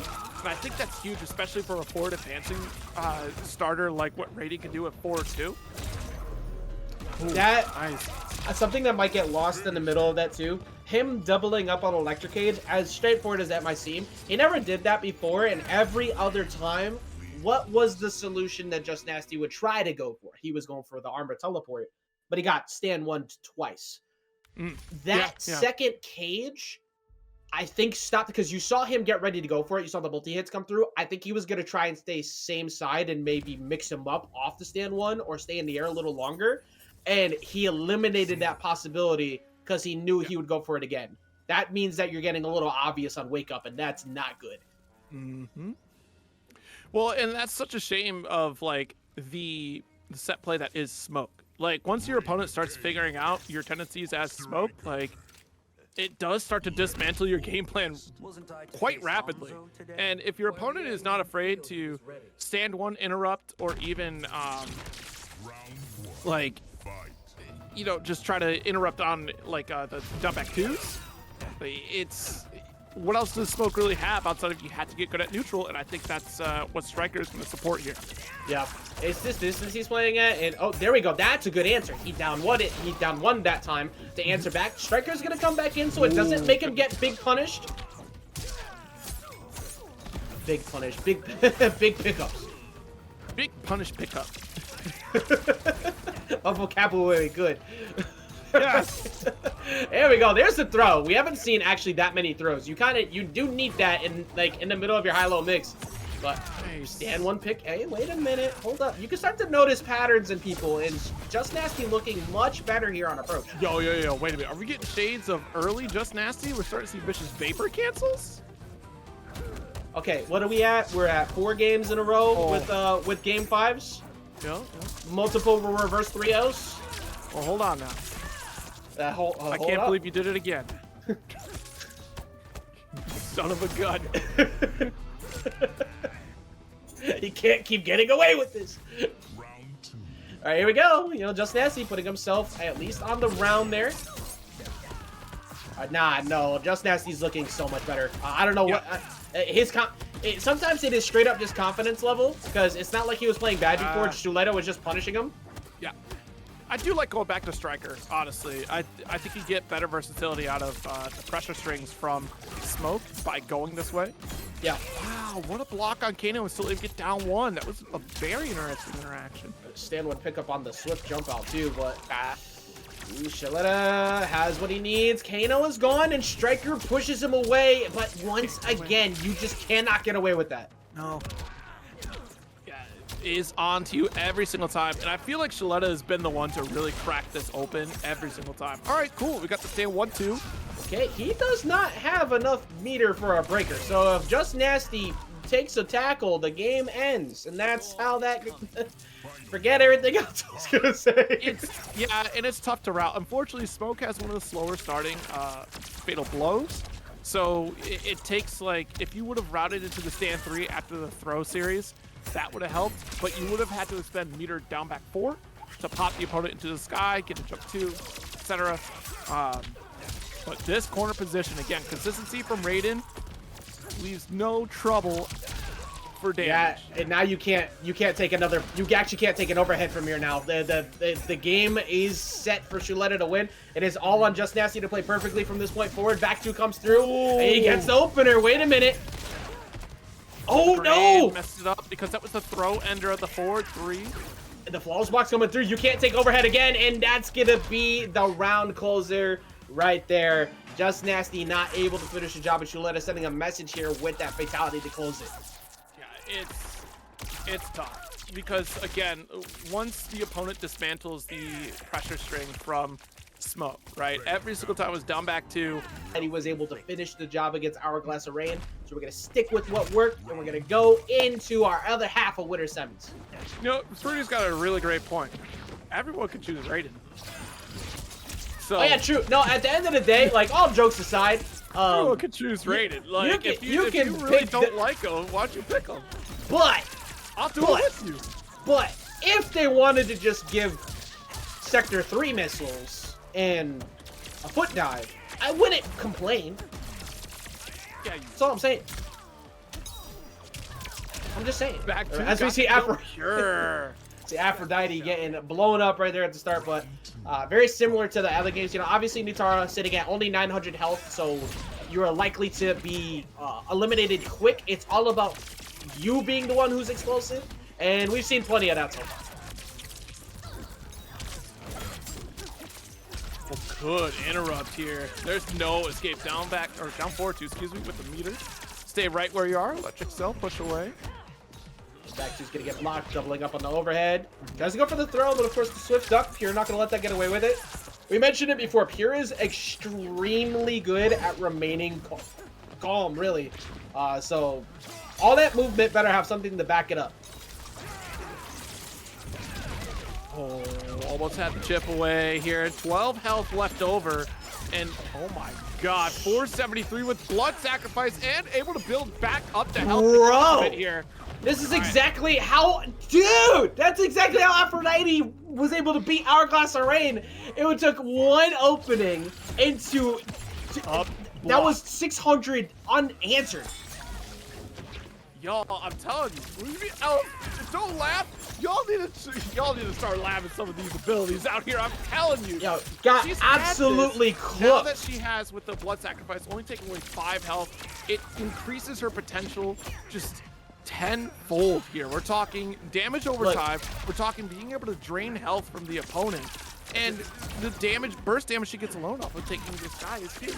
If there's one thing I've learned in my life growing up with as many ladies as I did, you never get in the way of a woman who's cranky and hungry. And that's exactly what it looked like from Nitara. She was hungry for that dub, thirsty for that blood, but it was only for one match. She got satisfied after the first one and then proceeded to immediately get cooked right afterwards. Pure takes game number 1. All right. That's a good turnaround here, not getting shook by that big chunk of damage. It was almost 480 for that route. Again, backed up because of the fact that we have damage over time. The health drain really helped keep up the opportunity to be able to block in that next interaction. It was just fortunate that Aphrodite was able to open up. But 1-0, starting things off here for Pure. I wonder, I mean, I feel like Lao wasn't really the problem. Yeah, so we're gonna keep Lao. We're gonna go ahead and run it back. Again, Pure, after that second round, excuse me, where Nitara just ran all over and proceeded to try to get just as aggressive. The same thing we mentioned before, Pure's defense. He's really good at staying calm in those positions and was able to, not necessarily clutch it, but bring it back. Woo. I love the fastball low here with the bounce pickup right after. Oh, no up block, just standing here.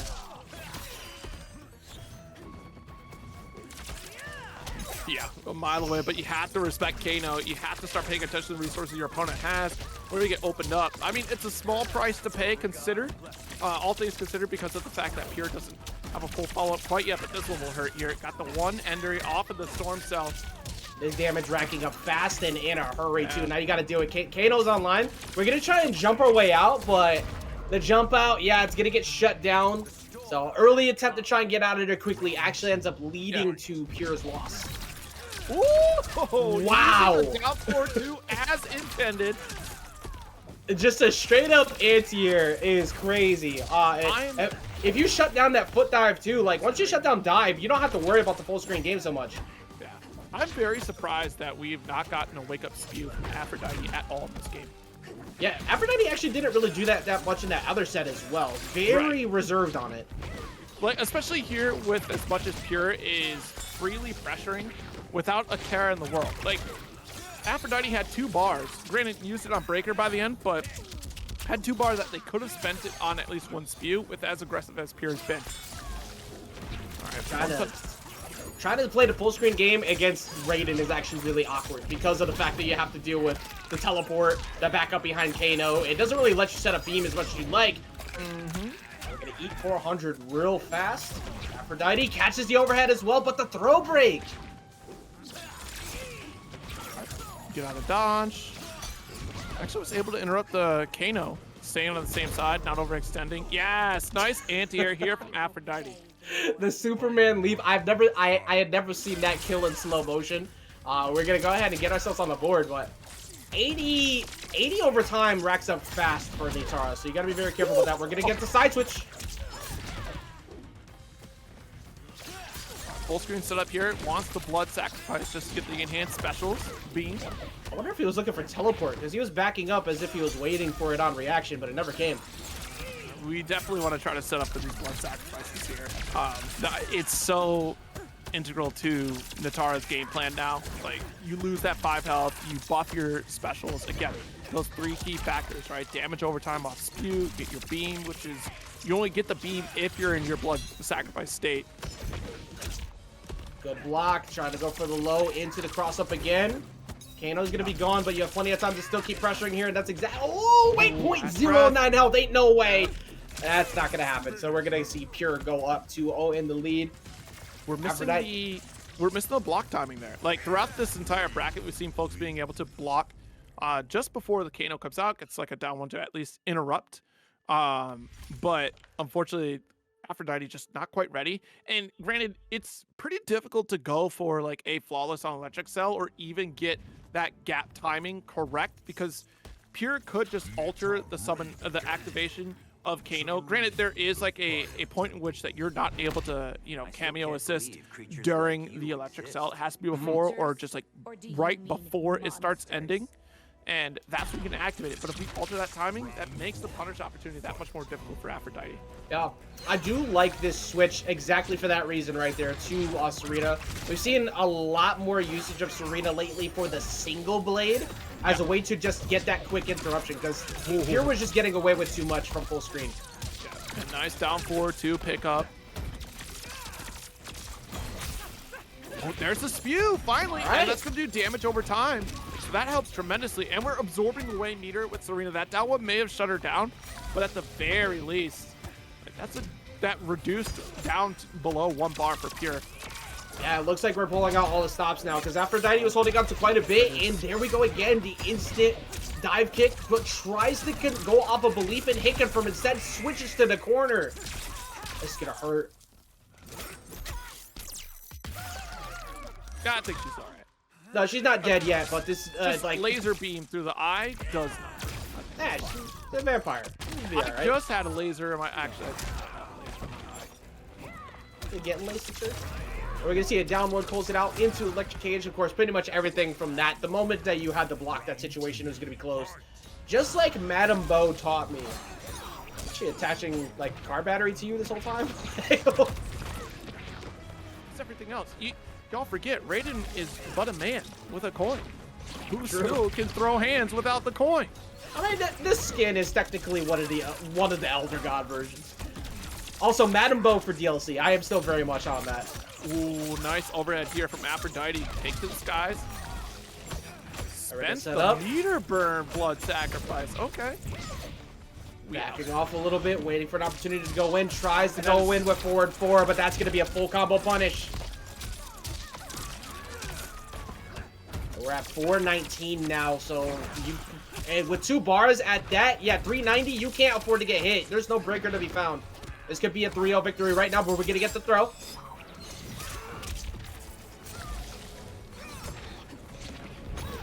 354. Both of them are 1 touch away from death. As long, well, 2 touches away from death. 3 touches away. Yeah, a full combo hit. A full combo hit confirm away. That's the one you're looking for. They're both a full combo away from death. It just needs a significant combo here to finish on both sides. And the electric cell is definitely going to help out, but that's a punish here because of the flawless block, able to not get pushed away and get this victory. And that is the benefit of when you try to learn defense against this character. Like, being able to call out the timing of electric cell is so important to not get pushed away here.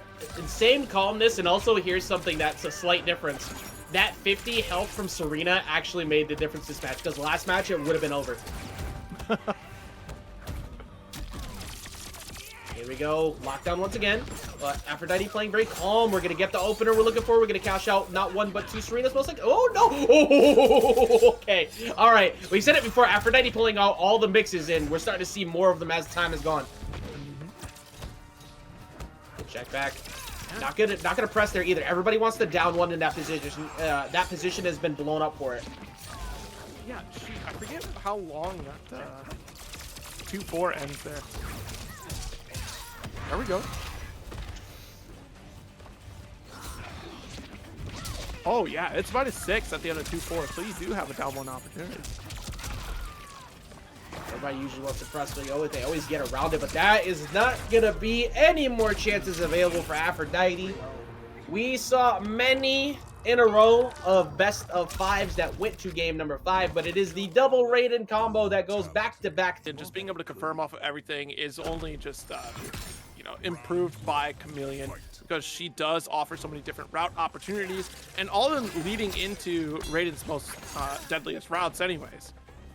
But yeah, we want to talk about a really deadly character. Mileena is definitely one of them. Try to get the stand 1 anti-air was too far.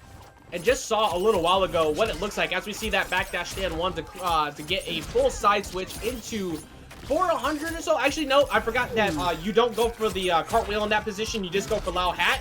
So you have taken 600 plus 700 damage within like 10 seconds. Good block. That's a full punish here for MightyUnjust. Right. MightyUnjust can very much show to make all of what just happened disappear from this corner position. Really get stabbed in the face. Just break the glass immediately. Oh, tried to armor through. Unfortunately, the cameo was able to shut it down. That is a kill here from MightyUnjust. Anything Actually, you can do. wait, hold on. We're 290, 192? Actually, no. This one scales pretty decently, but there is a lot of damage done. No, yeah, this is scaling heavily, so there's an opportunity Hourglass still gets this done, but it's no shot. No shot. That left 2.55 health left. Banked it all on that quick air ball. There we go. Stand 3. Down 4-2 there. Nice push back on the EX cell. That can pick up off the hat. I love that route. It's absolutely insane. It looks so clean. Hourglass just like there are no routes that Hourglass doesn't know with this comp. It's just every single bit. That's why it's been so impressive to watch. But see Hourglass trying to walk him down, and why? If anybody's curious, well, it's for the side switch. And there you go.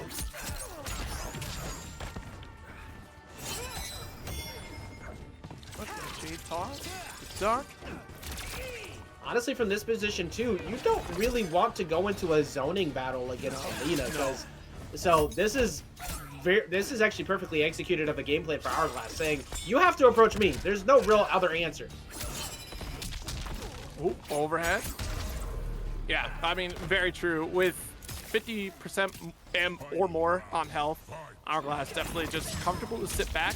And you're right, like, projectile wars, not a good idea against Mileena unless you got a cameo doing the job for you, where you can interact still. 4-3, gonna get the break just so we don't have to take that damage.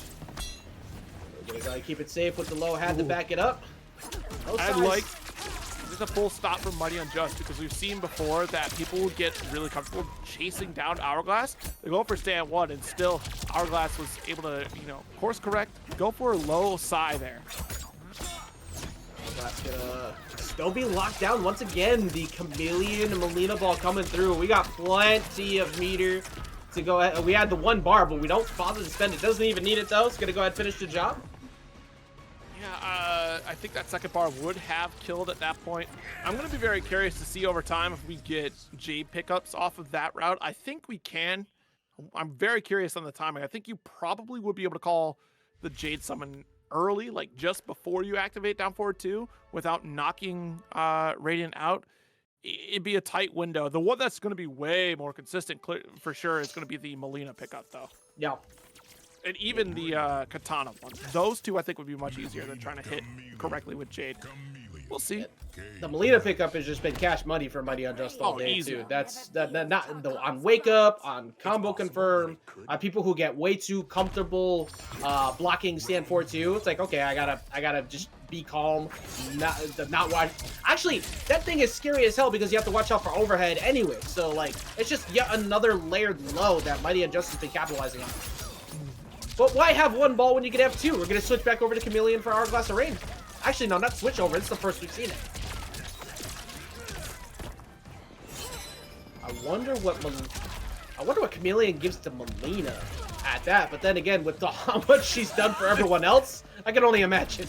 It's like somebody threw Khameleon out there for that breaker. It wasn't she broke it. She got taught by somebody. She's having another fight in the background. Oh, the block coming through at the perfect time. That stopping the chip quite literally gave Hourglass this round. No way. No way. Never say it's over. If you can flawless block something at the last second. Wait. Ajax, you mean to tell me using all of my defensive tools can get me a W? Yeah, just when you have to, when you're perfect every single time against Raiden, you will be able to get away with it. Well, all you need is 1 time. And Uppies got promptly smacked back down to the skies. Luckily, nothing else really happened. Simply flawless block, as Foxy says. I agree. I mean, honestly, yeah. Look, if you ever needed someone to teach you that no matter what you do, someone's gonna play to the proper win condition, you listen to Foxy. But it was definitely a mechanic that we didn't really think about, right? Pretty early on, because again, stateside, we are very much not about defense. I've said this so many times, especially with you on the mic. We are not about defense, we're about combos. Who hurts more and how can I get the most combo ability? Yeah. And of course, if you play through the tutorial of MK1, it tells you point blank, hey, if you flawless block, you're gonna avoid chip damage. Also, you're gonna reduce on meter. Now they've for the opponent, you don't get meter gain. Before it was just like you're not taking chip. Now it's the both. So there's a lot of benefit for being able to pull it off. Now, granted, you're right. Every single time a flawless block, that's not happening. But also parries in Street Fighter 3 didn't happen every single time either. But if you have the skill and the ability to do it, you can. It was a big ask, which they kind of, they took that into account for Raiden here. It almost unintentionally, Cyrax forced everybody to learn that. As early on, we had to hear helicopter go off every 5 seconds. You had to learn how to properly flawless block, and it kind of self-taught everybody the mechanic outside of the tiers of, say, players like Dragon, who's always very strong on defense.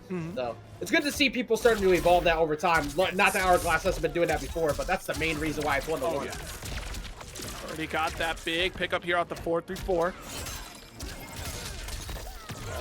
This round looking forfeit, but it's not. We're gonna go ahead and actually spend the breaker right now. Kind of interested, but Hourglass of Rain is one of those players that can absolutely just melt your health within seconds. So never feel comfy. It's not looking like that's gonna be a problem right now. Ooh, you see the preempt? You're seeing it, right? That was off of 4-4-3, and Hourglass set up a flawless block right after. The moment flawless block hit, MightyUnjust did not let out Electric Cell. Well, of course, that is the one trade-off you get by removing Loud from the picture.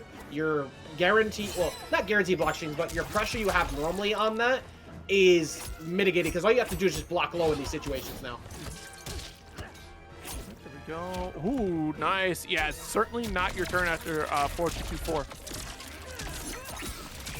And there it is. See, like I said, the Mileena pickup, much easier You could do that one, or even ball. I think you could probably pick up off that too.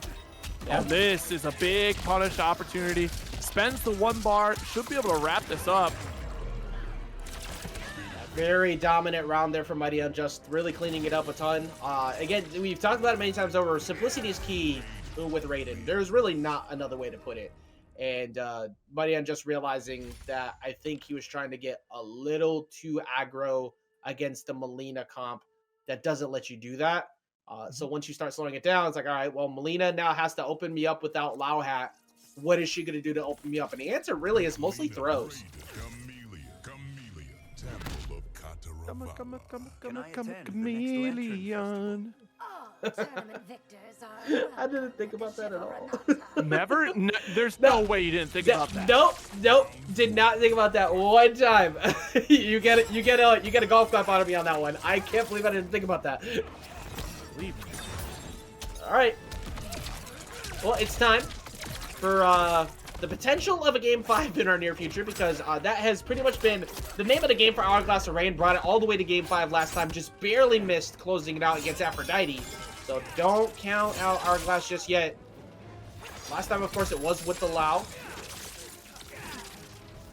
You know, it's funny. Khameleon's basically just RGB. All the colors of a CRT. Man, this matchup looking free. I'm gonna buy that for me. Take down your Christmas tree. And now you can see that this L is inbound because he has one individual round left before he might end up getting knocked out of his bracket. Oh, nice back two. Got that overhead, of course. Sure is mounting that down one. Can Hourglass stop this? Delay on the forward, too. Just thought it was going to be blocked, which is a good little reset, though. That slipped out the pressure. Nice. You lost the turn there for that overhead. And one. Yeah, you gotta break. Yeah, you can't give up corner right now. That's the last thing you want to do. You don't want to let MightyUnjust out, but that's not gonna be what happens. Gonna go ahead and build up about a quick 300 swift in a hurry. Fatal blow is sitting there, but you do not have breaker available, so it's do or die, and it's looking like die is the option. Good way to wrap it up. 4-3-4 gets to wrap it up here. MightyUnjust advancing 3-1 over Hourglass of Rain, who did a late pick for Khameleon.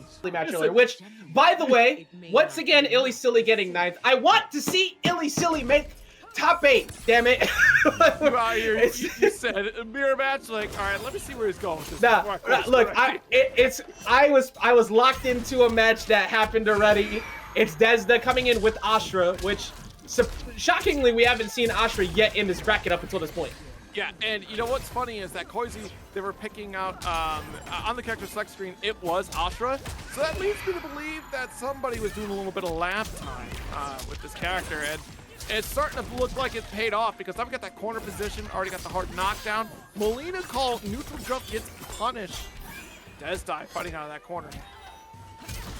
Koisy has been an absolute menace to anybody's bracket life over the past few weeks, getting third 2 weeks in a row.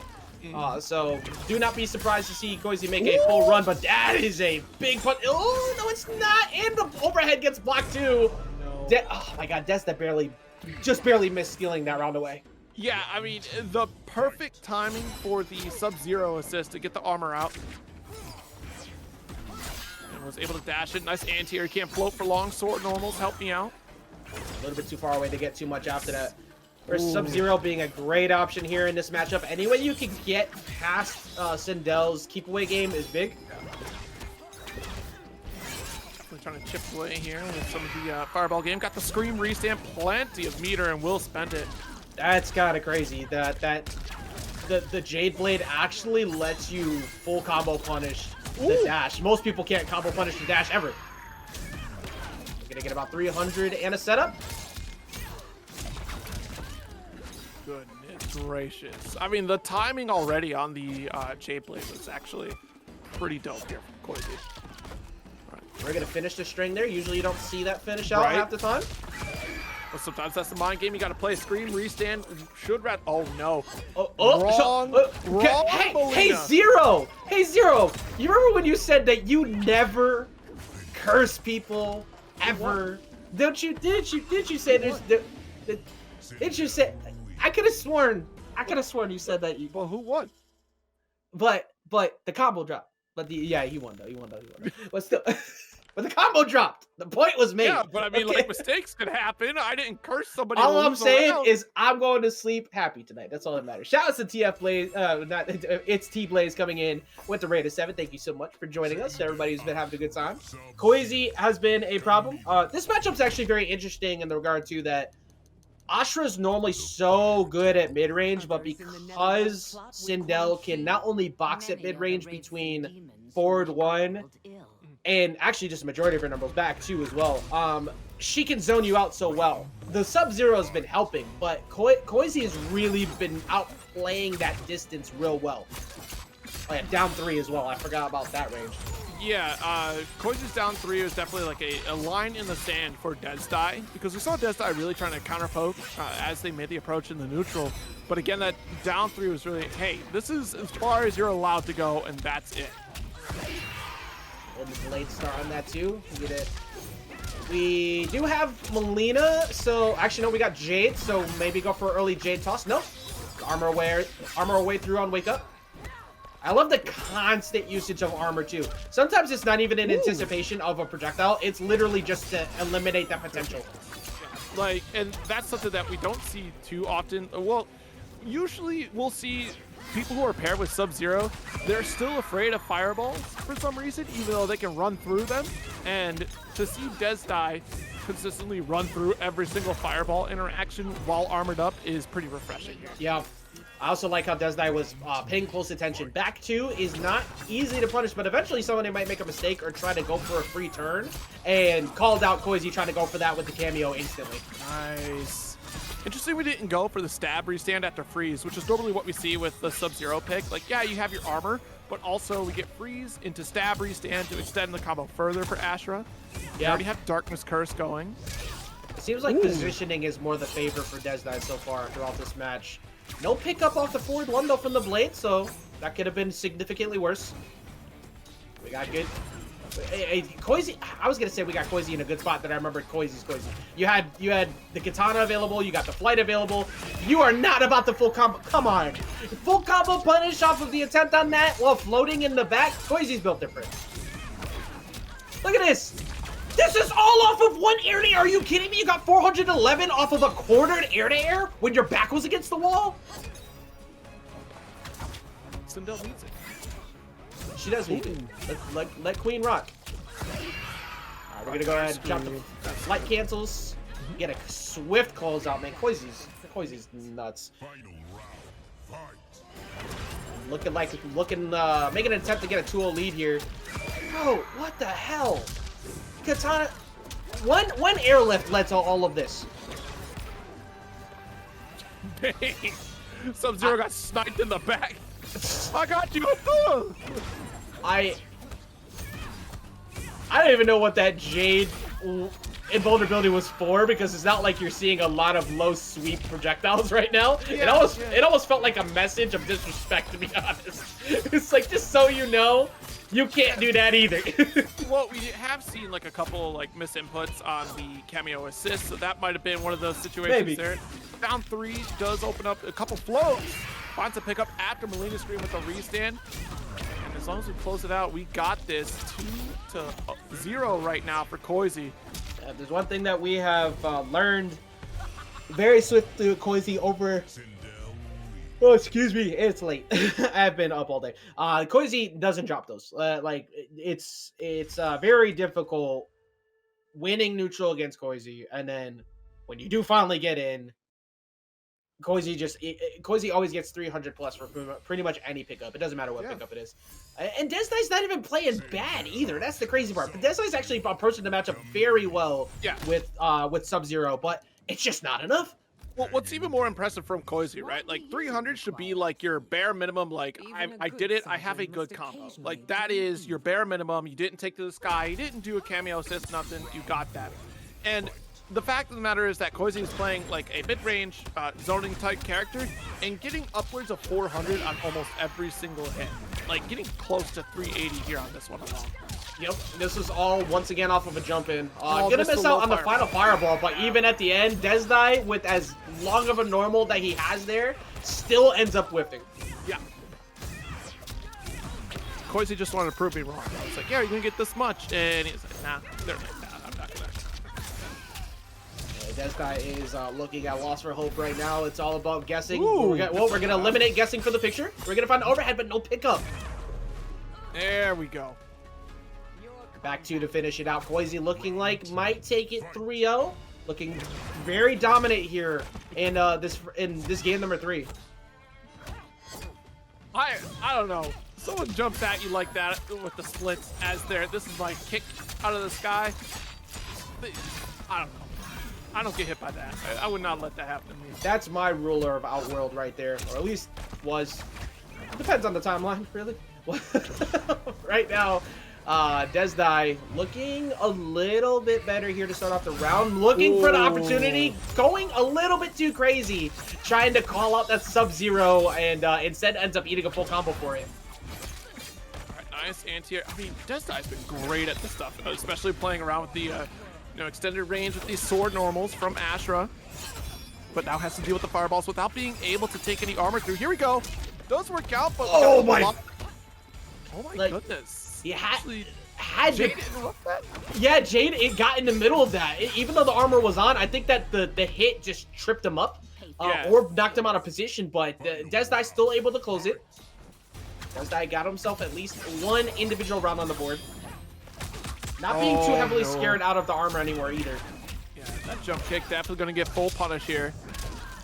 We're eating, what, 430 off of this? No, oh, excuse me, 407 and a mix. Also, that float, I'm pretty sure, is a safe distance away from Wake Up Dash, and you could probably float back and get J3, so it's like, what even is the answer there? You just gotta hold that. Yeah, so we've seen the down forward 3, which is the uppercut from Desdai work out. We've seen some of the stand 1 also interrupt on the float. It's, yeah, except for that height. That height would definitely not work out for you. A rare drop coming in from Koisy, so that's gonna give Desdai an opportunity here. Doesn't get the, get any finishers, it doesn't matter. Alright, well, would y'all like to see a magic trick? I'd like to see a magic trick. Take a look at Sindel's health. Remember where it used to be, and remember where it, and see where it is now. Mash, mash, mash, and hope you don't die. Oh yeah, you're definitely living through this one. It's gonna be the next interaction that you have to try to live through. 500. That is, if I remember correctly, I think that's the highest damaging fatal blow consistently. That thing does not scale at all. And Desdai finding the gap finally there, backed up with Sub-Zero. We got ourselves a set. This is just for 7th place.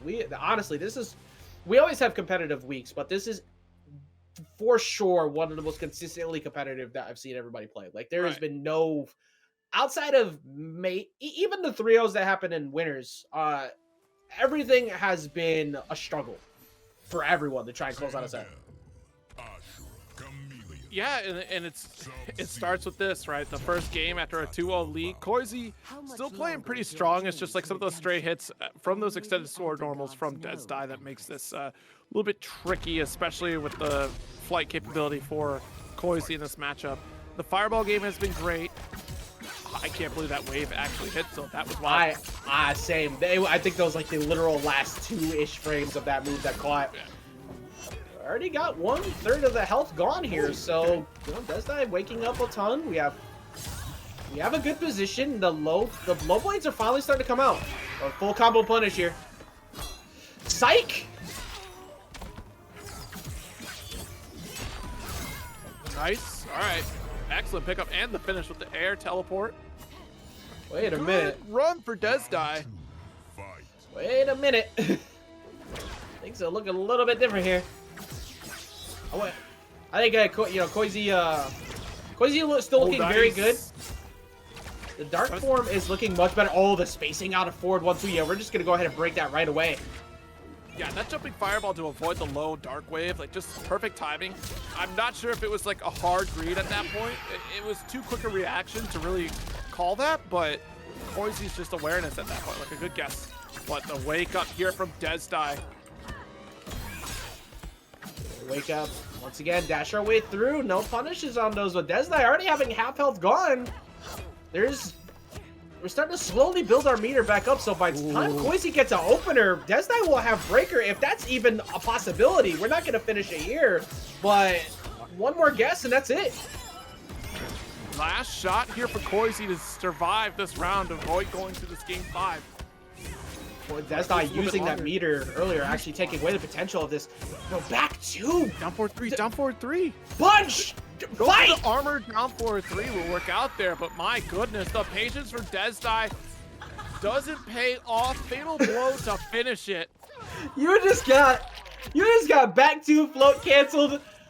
Not once, not twice, not 3, not 4, but I think about 7 times in a row. It's plus, so it's hard to try and check, but the drop down afterwards off the float is not. So, like, you can check that.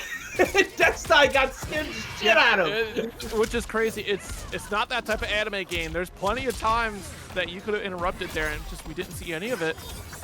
I mean, that's the fear that Koisy puts in. It happens, especially, I mean, off of back 2, sometimes you'll see Koisy go into a float to bait out a button and then drop in with a kick. Right. So, Koisy layered that conditioning matches ago, but the fact that it actually worked is crazy. All right, got our screen restand. And look, the one takeaway you have is that this round you don't have to fear Fatal Blow from Koisy, but you do have to fear Fatal Blow from Desnai. The throw reset. And now you are, you break pretty much. You can't break because Desnai spent it instead on the EX uppercut to them and helps them get a little bit more money in their pocket to let them go to events. As we get into the mirror match, mirror on the wall, which is the fairest rated of them all. It's time to find out here in this winner's finals.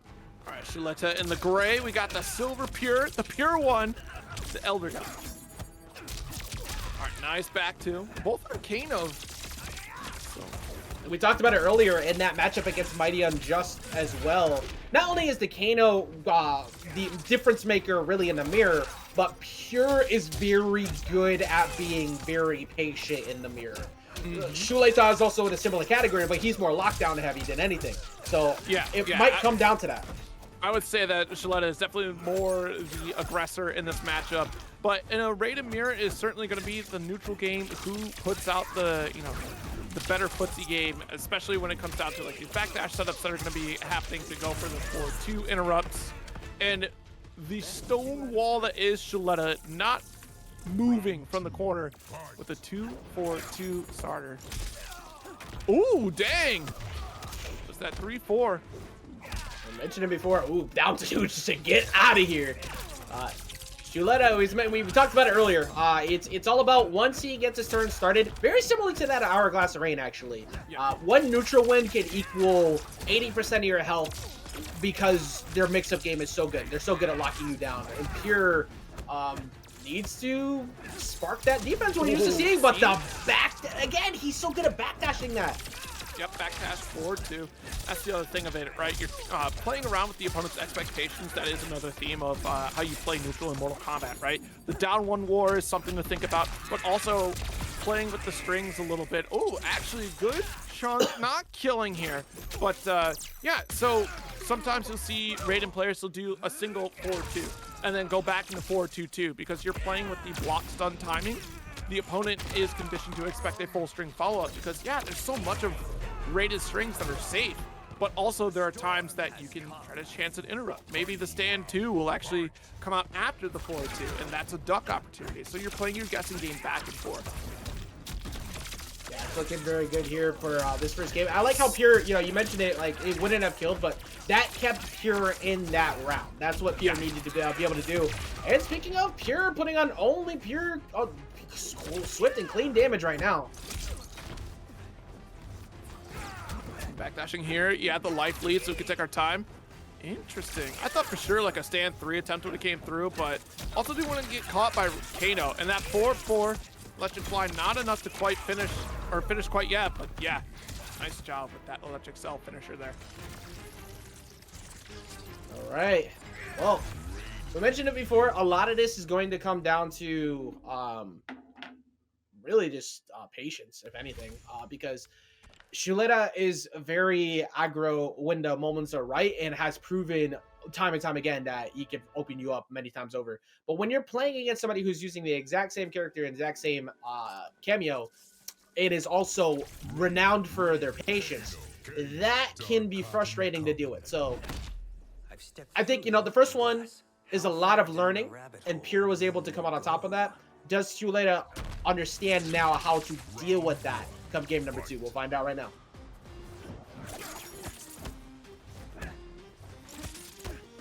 And see, there's that, tempering expectations of the string pressure from Shuletah, not always committing to Electric Cell after, 4-2-2-4, or even finishing the full string, right? Like, we're just poking here and there. We will confirm after if we're able to, but we're trying to force the slow starter from our opponent so we can interrupt. There we go. 4-2-2 open. Oh, missed the follow-up. Wasn't quite ready, maybe. Luckily picks it right back up, but we're going to break it right away. Just kind of take that away. Just don't let you get anything started. Pure just big chilling in the back, not really moving forward. Just not much damage you take off of that, but to stand one anti-air, he's going to make up for that damage he dropped earlier.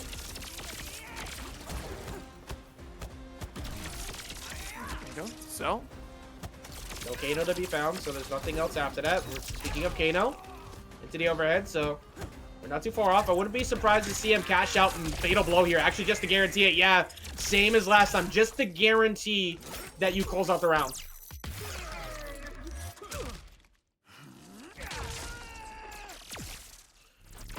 It's gonna be... No, it's gonna finish. All right.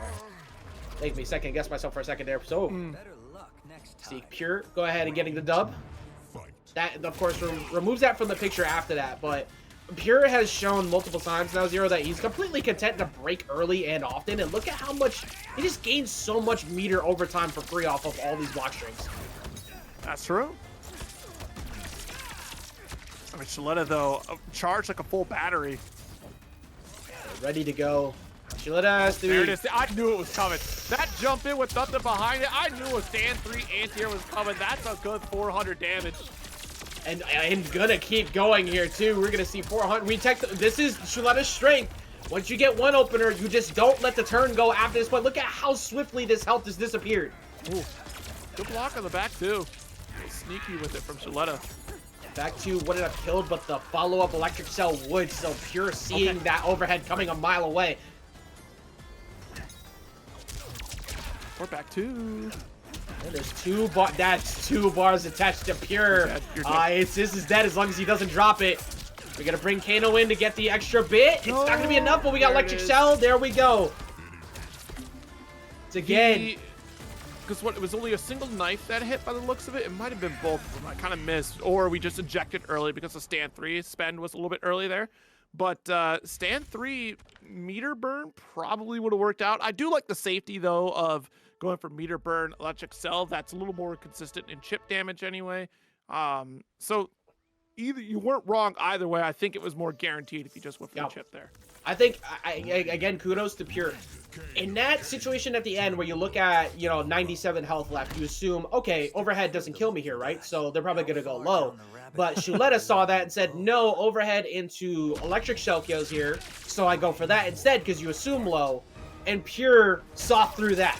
That of course, that comes with the territory of playing the mirror, but also a good, quick, swift understanding of where your health is and what they might be looking for, even if it doesn't look like the obvious thing, because overhead wouldn't kill by itself.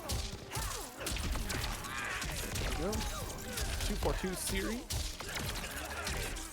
Easy 350. Just real consistent. Already had the 4-2-2 pressure into electric cell. You can't be opened up after Kano though. Right now, pretty much you sneeze on him and you die from this point forward. So Pure just understands this matchup. And there's that exact scenario that would have lost him that last round if he decided not to block the overhead too. Pure closing it out off the overhead into electric cell, just shutting that down. And this might be 2 times he takes the 3-0 against the mirror, and confidently at that.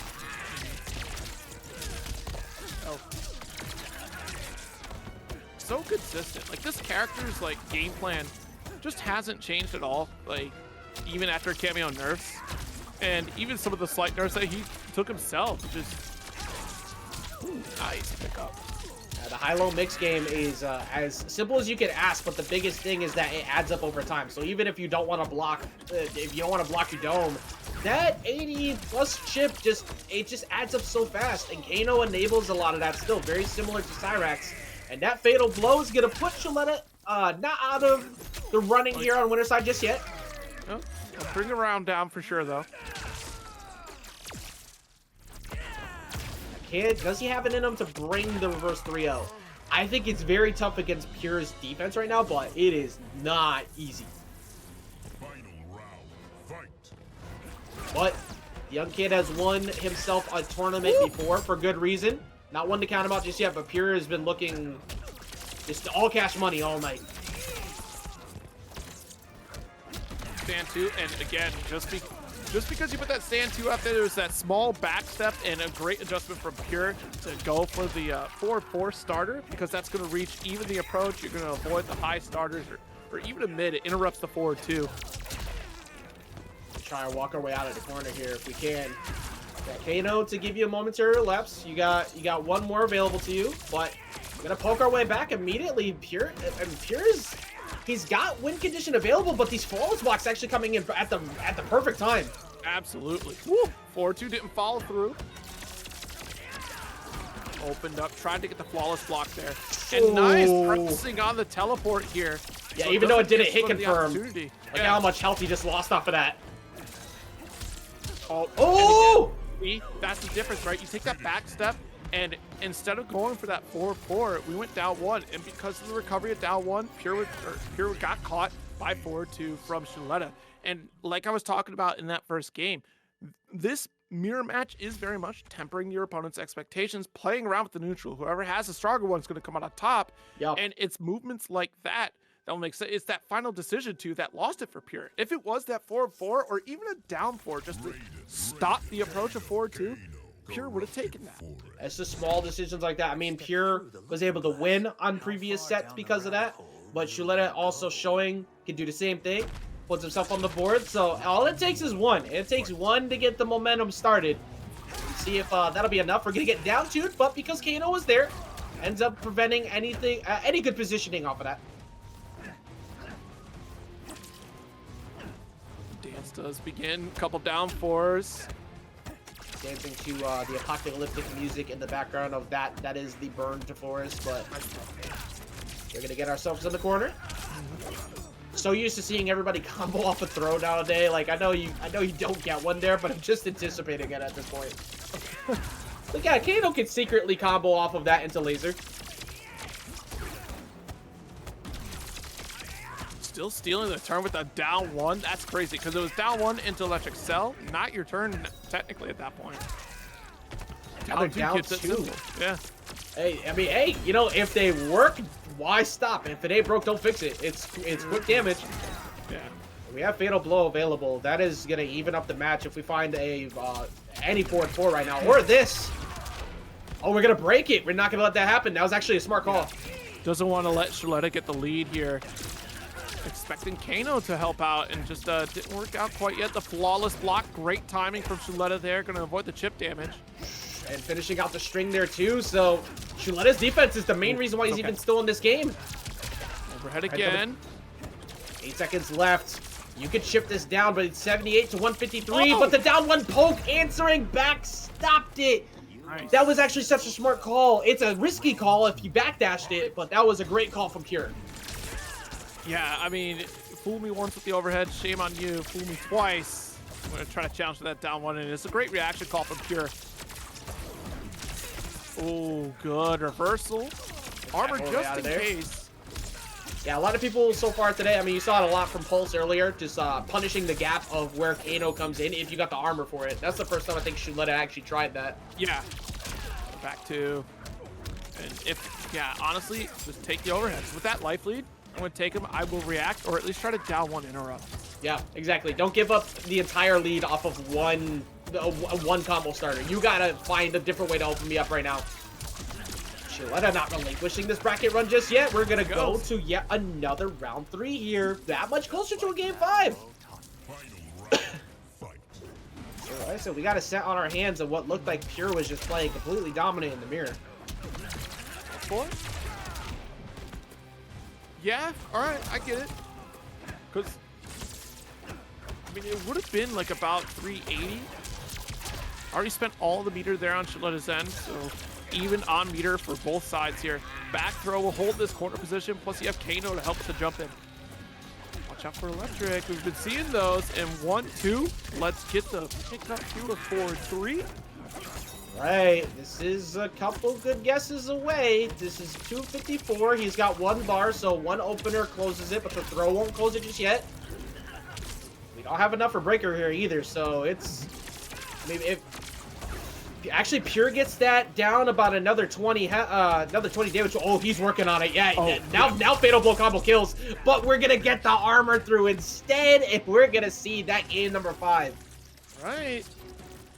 And you'll notice too, at that final interaction, Shuletah was willing to low block. Didn't want to move from that low block position, waiting for the opportune moment for that electric fly or even a down one. Either way, it was just armored through, so we could still get that kill. Whew. It's very tough to remain calm, let alone have the stamina for a mirror like this, because the entire game is guessing about high or low. That's it. Most of the characters have to at least layer that a bit, but I mean, Raiden still layers it, but backed up by Kano, it can be very frustrating. And then doing that for 5 whole games this late in bracket, like Shuletah answering back so far with this potential reverse 3-0, it's very impressive to watch so far. Yeah. Well, realistically, it's just low that you're watching out for. Because overhead you don't get a combo off of, and it's all mids after that. Raiden is nothing but mids, then you have a low. So if you're getting caught high, you're getting caught by Raiden jump in, or just a regular overhead, which you kind of take that. Up block though is going to open up that big opportunity for Shuletah, but just kept it simple. Didn't have meter to back it up with anything more. That damage adds up so fast, but multiple times, Pure has been able to kind of mitigate that damage quickly, keeping him locked down in the corner. We have only one Kano available to us, so the turn ends here.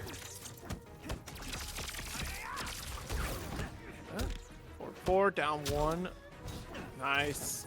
All right, got the space that you're looking for, and because of the backdash, was able to get the 4-4. Pure taking a page on Shuletah's offensive book, or defensive book, rather. Pure's gonna close it out, so Pure once again sitting on potential match point, but was not able to close it out last time. Can Pure actually finish the job this time? Find out in a second. Just opening up with overhead and calling out the electric tackle. He's gotten away with that a few times now. That's gonna be a lot of damage. We're gonna save our breaker we're gonna save our breaker right now, but for the next one, actually, no, we're just gonna get out. God, don't forget about Kano. Stand 2-4-2. Able to carry right back into the corner. No escape. We preemptively fired off electric cell. We will block the electric fly for the finish. Pure takes it 3-2 in a much more dominating fashion in that final round. Yeah, once breaker was off the table after that first time he got out. I wish to one day before that, empire. forgot. I think it was Koisy. Koisy. Yeah, it was Koisy. Launch of Koisy. No, that wouldn't be the win for it. That was the follow. That was. He played Punchy. What? Man. Oh. All right. Like, nice. A low there.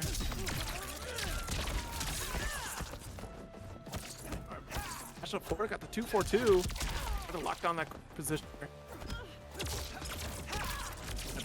Throw opportunity, which is because you get this jump. Right. They get, Koisy getting chunked down half, but as 3 balls and 15. I mean, we just Koisy win off, I think, what was it, like 7 back 2s in a row. So I am not one to count Koisy out at any given point at any time in a match today. Right. Good duck. Floats all the way over there to get that hit. Like we said before, never count Koisy out of a match ever. You don't really want to go into the zoning war too much right now, but if you back it up behind Lau, maybe you can make something happen. The lone Raiden Khameleon. Oh, that just missed. That literally just missed on that jump in. Yeah, yeah. Nice throw. Back two into throw. Remember, back two itself is plus. It's all about what happens afterwards. But the Jade pickup, we're going to actually break. We feel confident enough we can close it out, but the Katana was there. The fans do come through. It's a great anti-air, and MightyUnjust steal. I don't even say steals the first game. Manages to solidify the first game. Go electric fly, holds that corner position, keeps you honest with the Jade toss. Yo. There's those back twos we talked about before. It's all about figuring out where it's gonna go. We finished out the string there on forward one, which you don't normally see too often when it's whiffed off of not hitting. But MightyUnjust getting a full combo punish afterwards. That 332. Full follow up 4-3-4. Watch out for uppies. You get a fireball into a leap soon, maybe. I actually waiting specifically for when Kung Lao is on cooldown might be the best play, but instead we're gonna wait it out and go for the Jade Blade instead, which has honestly been so much better. And you also have a huge life lead, so you can take that fireball trade. This you don't want to take. Good break. Yeah, take that trade even, except for this screen, you're dead.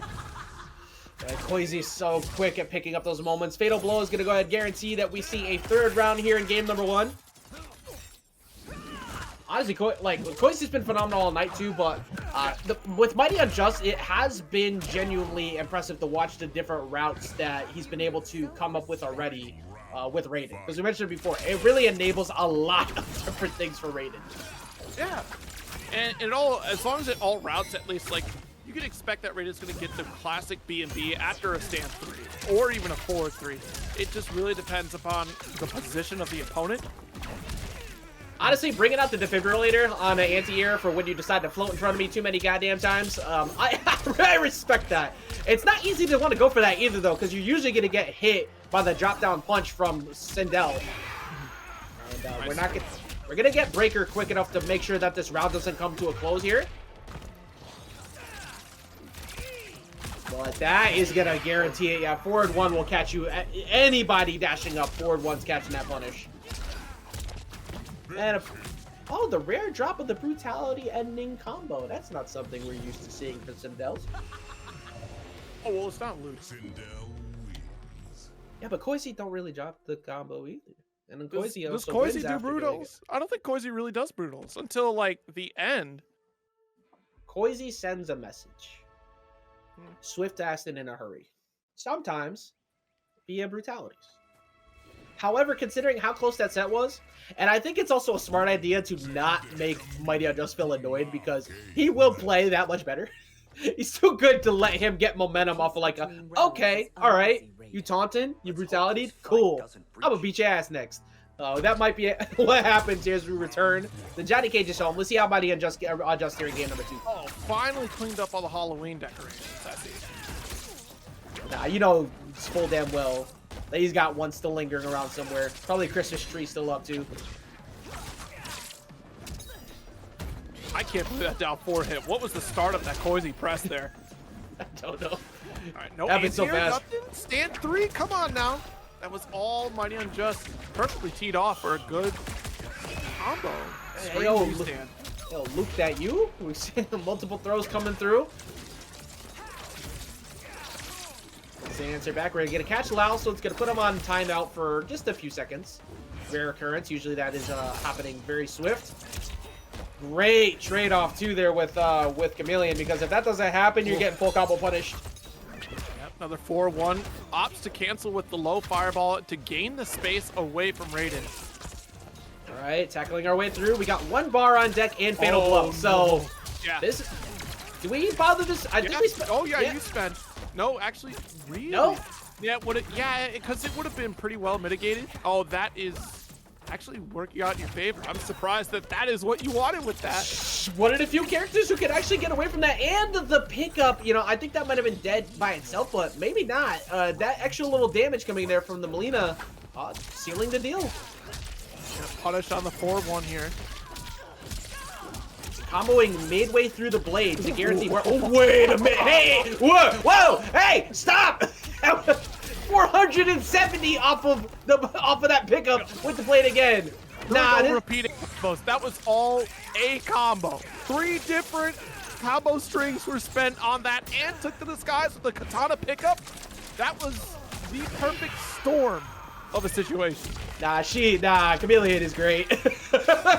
Like, that was dirty. We got Fatal Blow on deck though for Koisy. However, that will not be a conversation to be had past this point because we're gonna find the Mileena ball.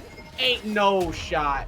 Okay, we're gonna see the close out there for MightyUnjust, bringing it to 1 game apiece. Yeah, that was tough. And just barely didn't have meter. We would have meter burned the down 4-2 if we had it. We literally had a pixel away from that. That was dirty. I want to see more. I want to see more stuff of that. All right, he had, like you said, he had all 3 in the mix. And most of what we've been seeing, a lot of it has been like using 1 very well, or like multiple hits of 1. Kind of using I don't even call it like Diet Sareena Blade, but like because it's kind of better to be honest. Yeah, because your B&B for Raiden is always a 3, right? You get the 4-3-4 or stand 3-4. But we started with 2-4-2, and then went into stand 3-4, and then went 4-2-2, took to the skies. Like, yeah, no, that airlift mid string, that's what got me popping off. It's like, wait, why is this still going? Of course, yeah, can't do anything about that. That is your turn relinquished. Probably a misinput on the spin hat. No real world where you want to do that far. Right. All right, we're gonna catch Khameleon in the back. Very similar time frame win on Jade though. That it doesn't last too long. So you have to wait for that recharge. Waits for the fan toss. Also playing the zoning game. Ooh, what an up block on the jump too. That was a great call out here from Koisy. Oh, and the late hit on the back 2-3, like the very last hit on the cross up, actually getting it. We're gonna eat about 400-ish here for that? No, it doesn't matter. No, back 2 finds the mark anyways. That was a mashing back 2, by the way. Oh, yeah. after that didn't get the cartwheel, I am mashing that button. Drop the combo. Let's try this one more time. Oh, look, everything you press is plus if you believe hard enough, and your combo will, in fact, reconfirm. Get out of dodge into the instant dodge back over. Catch him trying to jump after him. Just air to air from Koisy. I wouldn't have been ready for it. I would have let MightyUnjust jump over. I'd have seen Raiden crossing the other side. So that's cool, man. Oh my god, you know, Koisy really does not let you get the. No, you're actually so right. Koisy doesn't let you get away with like half the stuff you want, and that is so hard to block. But forward 1 into that, there's no shot that we were looking for the cameo in that position. I'm not sure what we were looking for there, but we are looking always for subs. And thank you so much, Emperor Dante, for 32 months in total, currently on a full year streak. Or a tier 1 sub to TNS. Thank you so much. That is a long time supporter, and we appreciate you so much for that. And shout out to all near 800 of you who have been tuning in all night. We are in our final 4, and Koisy is currently in the gauntlet against the Raidens. This is 1. There are 2 more Raidens in the way. Fight me as you fought in the tournament. If that's your desire, Empress. All right. What a throw gentleman. hands. What a gentleman. You asked for it. That's what I wanted to say. Yes, queen. All right. You asked for it. I said, why you wanna go? All right, I shouldn't have brought this up. I really shouldn't have. There we go. Game number 4. We're gonna see the catch here with the forward 1. There's not really too much you can do from that position other than scream for help. Into a mix and the delay. Backfire ball. And we're one swift catch away, but great block there on the jump in. No pickup though. That was very minimal damage than what we expected to see potentially there. Put some respect on it. It was enough block. You know, in fairness too, I think he wasn't anticipating that specific cameo. I think he wanted to go for ball roll instead and accidentally tossed the size. Round 2, fight. Right. Still, Koisy. Strong lead. Coming through! Like, Khameleon is just living her best life, okay? Keep the whoopee cushion down, Ajax, alright? What are you talking about?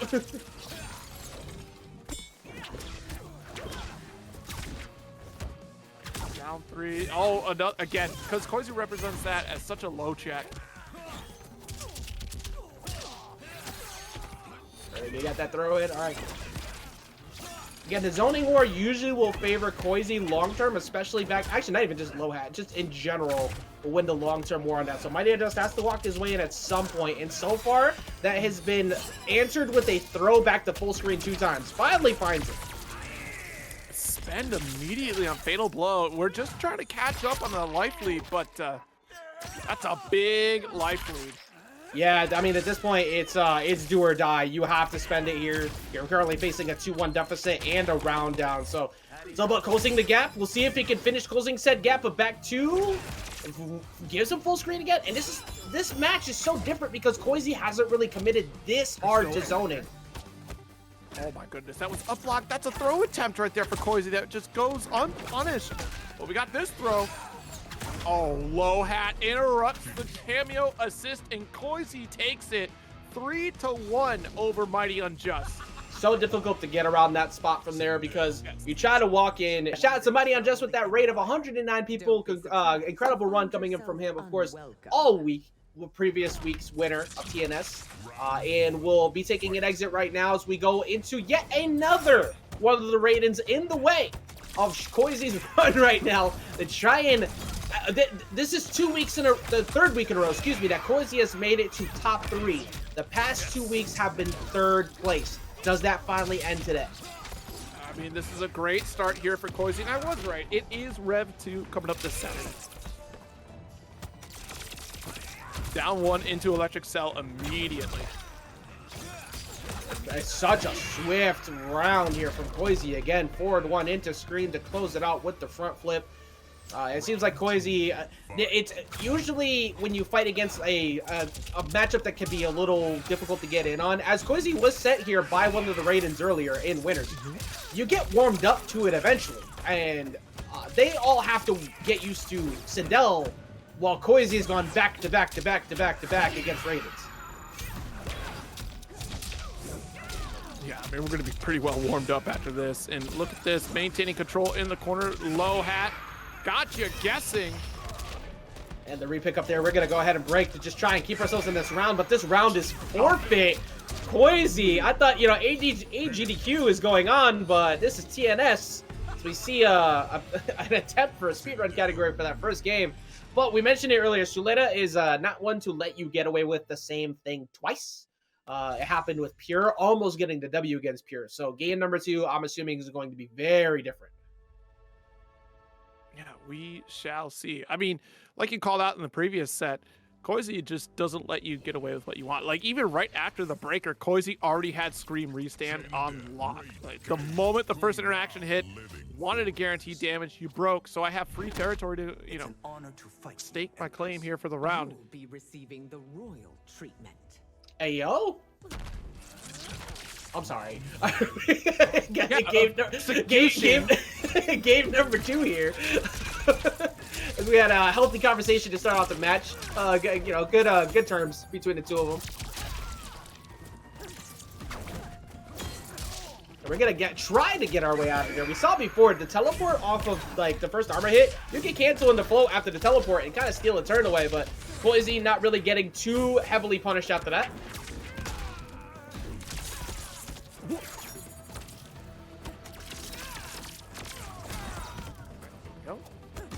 We got knocked back by Kano. Gonna get the pushback from Electric Cell. 4-1. Yeah, that low hat not exactly getting the frames that we're looking for here. And back to pressure again. This worked tremendously well last time, and we are at count number 6. But Shuletah being very, very patient. And finally a throw. Honestly, after that many, if only the throw is what comes out of that, that's kind of a win. As we're going to see that win indeed finish out. Had to go for that flawless block, and unfortunately, Shuletah had in the background those Kano knives, and that's why we didn't really see any challenge from Koisy. I'm curious if we would have seen like a down 1. Maybe that would have been nice, or like a down 3. No, down 3 wouldn't have low profile. Would have? Who am I kidding? And say, look, I don't think you even need to make the joke if he needs it or not. Fourth, man, look, honestly, this whole round has just been holding forward for Koisy. Well, we mentioned it before, you know, Shuletah won't let you get away with the same stuff twice, but that first round was very close to losing. This second round here, too, also. This is going to be a healthy chunk. Going to get about 300 here. Got that stagger pressure, 2-4. 4-2. The down 3 to interrupt the startup, though. And of course, the 4-1 will absolutely devour the armored electric fly. Round apiece, but the resource lead is in favor of Shuletah right now. I love that change up there, too, because, like, you might be mentally coded for a throw after multiple throws in that position, and forward one eating that armor. And no, yeah, Koisy kind of getting a little iffy here, mistiming some of these confirms. Let's get the down 1 attempt and expecting an up block potentially at this point. I like this conditioning attempt right now. Shuletah's going to get a full combo punish out of it, but Koisy going from the back 2 cancels into multiple throws, instead going into forward 1 to recondition the throw again afterwards is some very layered multi-game like play, but right now Shuletah's not letting him get openings again. The flow? Yo, you're so good at that. You're so damn good at that. You can't, you literally can't challenge him in the air. And half the time it feels like it's a reaction rather than like a guess. It's actually insane. Yeah, while landing, instead of going for the high there, putting yourself in a threatening position. Don't you do this, Koisy. Don't you just, okay, all right. A little backhand. Because you know Shuletah's going to come in the chat right now and have something to say. Look, I swear to you, I think when those floats are happening, Koisy's not looking at where Sindel's floating. He's looking at their feet. And as soon as he sees an animation for the feet, he has won every single air-to-air tonight. Except for maybe one. Maybe one. I might be capping. But the fact that he's winning those every time, that's reactions. That's not a guess. That's nuts. And even on top of the back 2 interactions, especially in the corner, right? Like, we didn't get any of the armor electric fly from Shuletah. At a particular point, we didn't have the health to keep up with it. But the back 2 float, and we're at this point, we're expecting Shuletah to go for an up block attempt. I think it only has been represented once, maybe not at all, really, from Shuletah. It's always been a stand block. But a great start for Koisy to begin the first round of Game 3. You take 353 and a mix, and forcing their early breaker just because Shuletah can't afford to let Koisy play this confident. And back 1 almost was there to get the answer on it. And now, oh, God, dude, oh my God. I cannot believe you didn't get hit. But when is it your turn? The answer is really never. Yeah, it's very tough to call out there. You do need the resources to kind of push out, and Shuletah did not have any. See, and there's that whip down 1. Got to be careful of the backdash. Shuletah doing his best to try and make you come back here. I wouldn't be surprised to see that fatal blow cash out right now, just to guarantee that you get a round on the board. Oh, the up block was there. Yeah, that was the punish, but Shuletah not anticipating that situation, and now you can't let Koisy get these moments. Koisy 1 round away from taking this 3-0. This would also be, again, Koisy's highest placement over the past couple weeks, always losing at third. Oh, all right, got the jump 3 there. Put a big opener with the 2-4-2. And again, like, just something that maybe is in the back of Shuletah's mind that we're not getting anti-aired by Koisy quite yet. We did see early, like, air-to-air interactions from Koisy, but now we're sitting comfortable in this corner. And that's all right, because you are a round ahead. Nice little cross under to get the corner with the 4-1. We're going to get our jump out here, too. We're going to side switch back over to the corner as well. Doubling up on the throw. We mentioned it earlier. Those forward ones earlier were conditioning for throws. And now, all of a sudden, you have to play the guessing game. But that is 3 bars attached to Shuletah, and Kano's on cooldown. So you can get some damage snuck in here because Kano's not available. Flow doesn't connect with the jump 2, and you try to 4-4 the forward 1. Of course, Koisy going to win that. This is very scary here for Shuletah's run, but Fatal Blow is available on both sides of the table here. Okay, good little block. Try to start with the 4-1. Opened up a little bit too early here.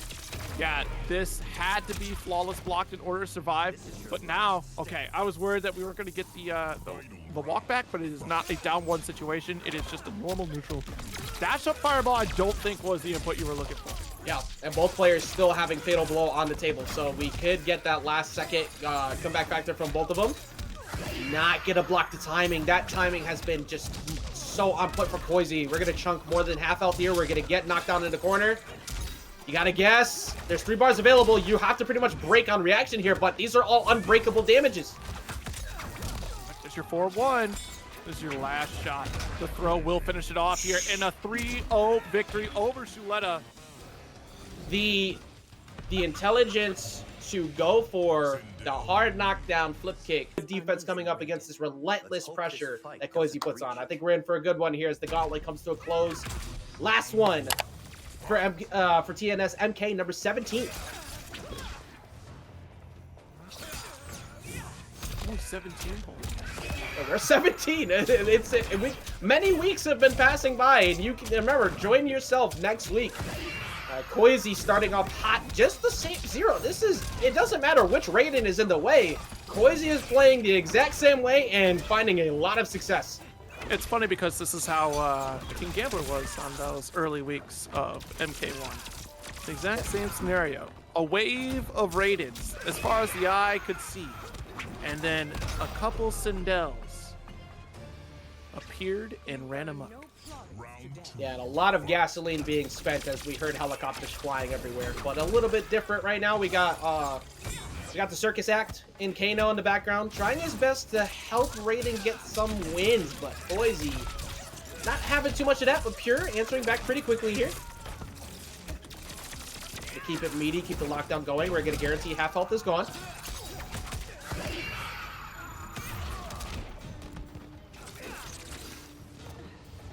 Early break there too, just to make sure that Koisy doesn't get cornered.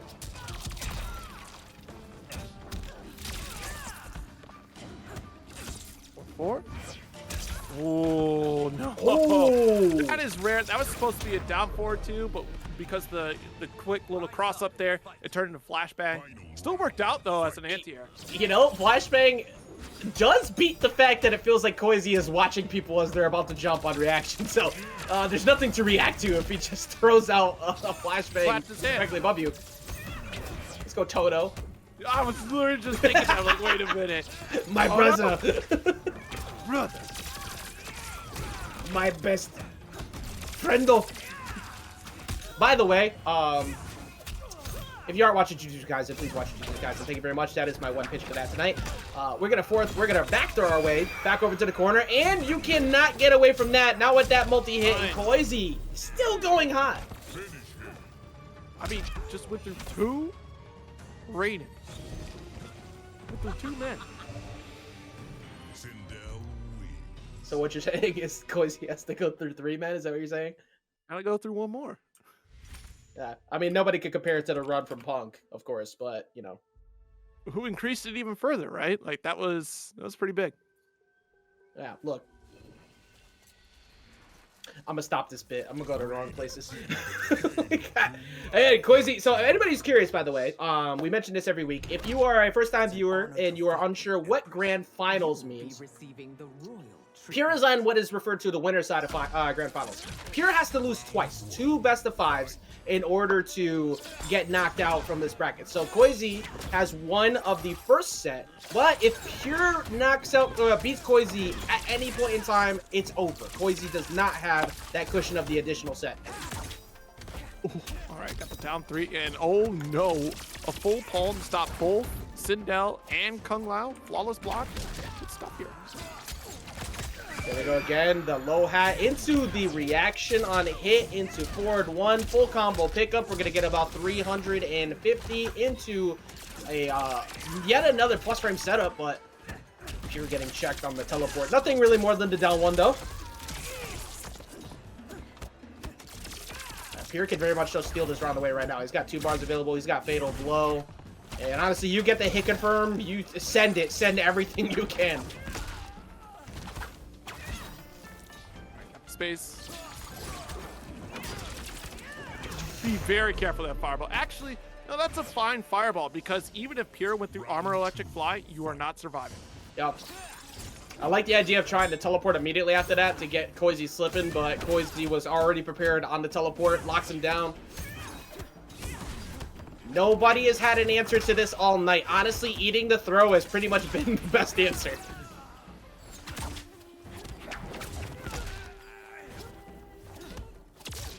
Jeez.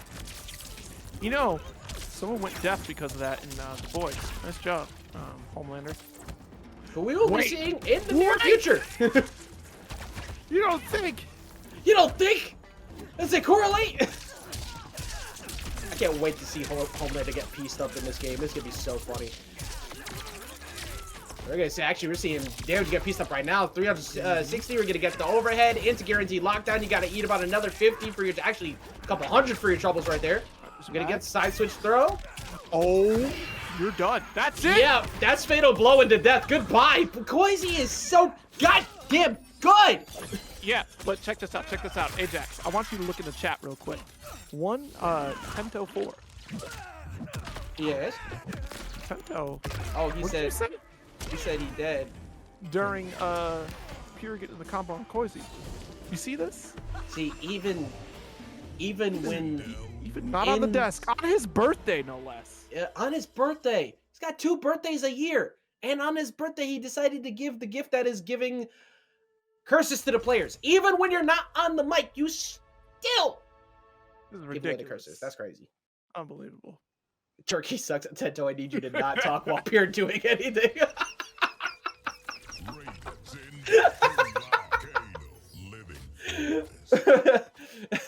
I ain't letting it slide. I saw it. The craziest part. The craziest part. What's the craziest part? This fight doesn't Tell touch us. it. What is He's it? typing. He's typing. Love type. Let, Koisy let, up 2-0. let him apologize for these transgressions. Give him a second. I was talking about the whole. dude killing today. Oh my bad. Well, Cap has been called indeed, and I think for the sake of the narrative, I'm gonna agree with Turkey, other than the fact that Turkey does not suck. But here we go. We get that forward throw. Right. Yeah, Bro, what can you do? No, What can you- honestly, it's hard to blockable. It's yeah, hard to block because of the timing. It really is. It's one of those things where, like, anybody can yell, just block, stupid. Like, okay, you do it. It's so hard to time, and it's the fact that Koisy always mixes it up. I know we've been talking about Koisy a lot, but there's not been a lot Pierre has been able to give us to talk about.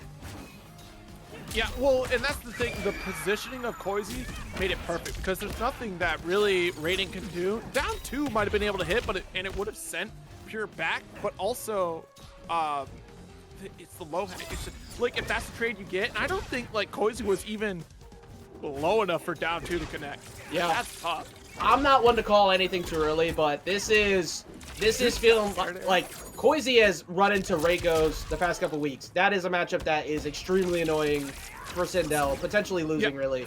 And So- there's none in the way this time. It's Koisy's running through. Yeah, and to Duke's point, yeah, the air-to-air is an option there in that situation, but Koisy has been on point with reacting to a lot of these jump ups. Yep. So that is a warning sign for Pure. Like, I could try to air-to-air this, but if I get shut down with a jump 3, then I get back into a carry combo into the hat. Yep. But again, that doesn't mean just don't try the air-to-air. Like, that is something you should potentially try, but that is the mental stack that Pure is dealing with right now as we go into the reset. A 3-0 victory for Koisy. Yeah, you have to give it a shot at some point, but we mentioned it earlier. Koisy is like 7 out of 8, if not higher at this point, on anybody who's made an attempt on an air-to-air when the flow has happened. Because Koisy is just either the best at assuming when someone's going to jump, but my guess is that Koisy's reacting every time to the animation as soon as it starts, which is insane to think about. But it is possible. So you take that trade every day of the week, especially if low hat's there, because there's a likelihood you might pick it up after that trade happens, or at least still have corner. And Koisy, with the big bracket reset, there is no more chances. Does Koisy actually do it with the gauntlet of the Raidens 3 in a row? I'm putting that energy out there. You know that. It might actually happen. I was honestly just trying to build up the story back in Losing Semi because it was like, man, this seems like a very difficult task, but Koisy has been so close multiple weeks in a row, and Pure was dominant prior to this set, but this is looking rough. Yeah, already got pushed back. Oh, had the flawless block, but unfortunately going to get scooped up. That reversal has been on point, and look at that delay! Look at how long that lasts. It was so freaking... You can't do anything about it. Low hat 4-1. Keep it Got the safe. space. We're looking for the armored cartwheel to shut down the down one. And now it's all Koisy. Sure, the back throw happened. Oh, we're gonna wait that out. All right, this is where things... You can steal this away. This is not a done deal round here. There is Fatal Blow on deck. There's plenty of chip to be had. It's all about Koisy basically just blocking low and waiting for the gap. No more Kano here, so now we just gotta... spoke too soon.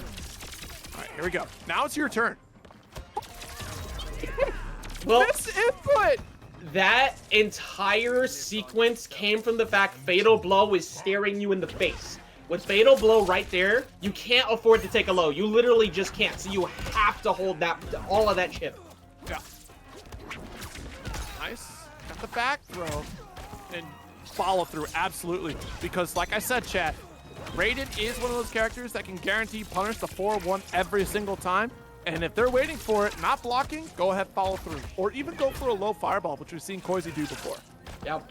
Ooh, Lau getting smacked only for a moment, so he's going to come right back into play. We saw Koisy do this before against MightyUnjust as well. I think it was, actually, specifically it was round 3, where they went fully into zoning mode. It looks like Koisy's trying to change up the pace of the game a little bit here, but with your back against the wall, you kind of can't do that. Overhead this time, nice. We're going to find that throw. Perfect, because we want the mid screen here. We don't want to be our back to the wall. Good air to air.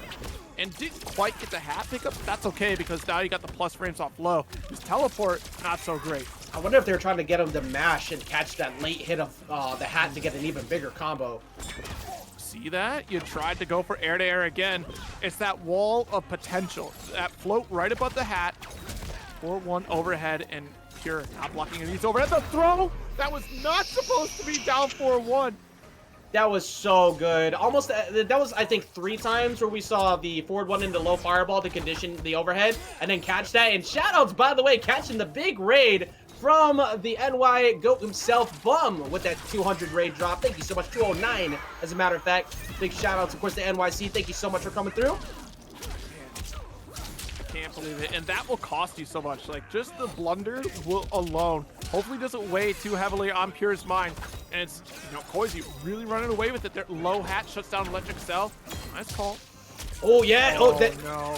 Yeah, that time he actually committed fully, because usually he only goes for 2-4 and then lets it kind of drop, but he picked it up that time. Pure can bring this all the way back. Definitely picked it up because of the reaction to teleport for Kung Lao. Whether or not that was purposeful from Koisy is neither here nor there. It was Pure took advantage of that situation in particular. And now this will not kill, but if you do not guess correctly, you die to electric cell. And the answer is just straight up do it, and Pure finally puts one on the board. The 3-0 came in for Koisy, but Pure was able to finally get one on the board. That is a mental, that's just a mental dub, really, for you in that position. Yeah, that's stress. So you can take a deep sigh of relief, because it's been a little while since you've had the opportunity to do that. But the tournament is not done just yet. Man, wow. Like, again, this is just a testament to Pure's ability to stay calm. Because, like, there's no other way to put it. He got cooked in that 3-0. It's just what happened. But he also had to wait a while. Come reset time, you were getting pressured the exact same way at the start, but in all of those other matches, the big key factor of why he was able to beat the Raiden mirrors and Aphrodite was because of his ability to stay calm in that pressure. Now that that first game's underway, that's gonna that poses bad for the Koisy fans out there. Now we're going full zoning here for Koisy. A strong lead, down 3, finds the mark. Sneaks in the throw, doesn't continue pressuring like we traditionally do after the fall, and goes right back into the fireball game. Yeah, we mentioned it before. Like a healthy dosage of fireball game will trip up someone's pressure, because once you start adapting to the walk-ups from forward 1 and the back 2 pressure from Sindel, you can find ways to walk them backwards. But the fireballs will make you honest.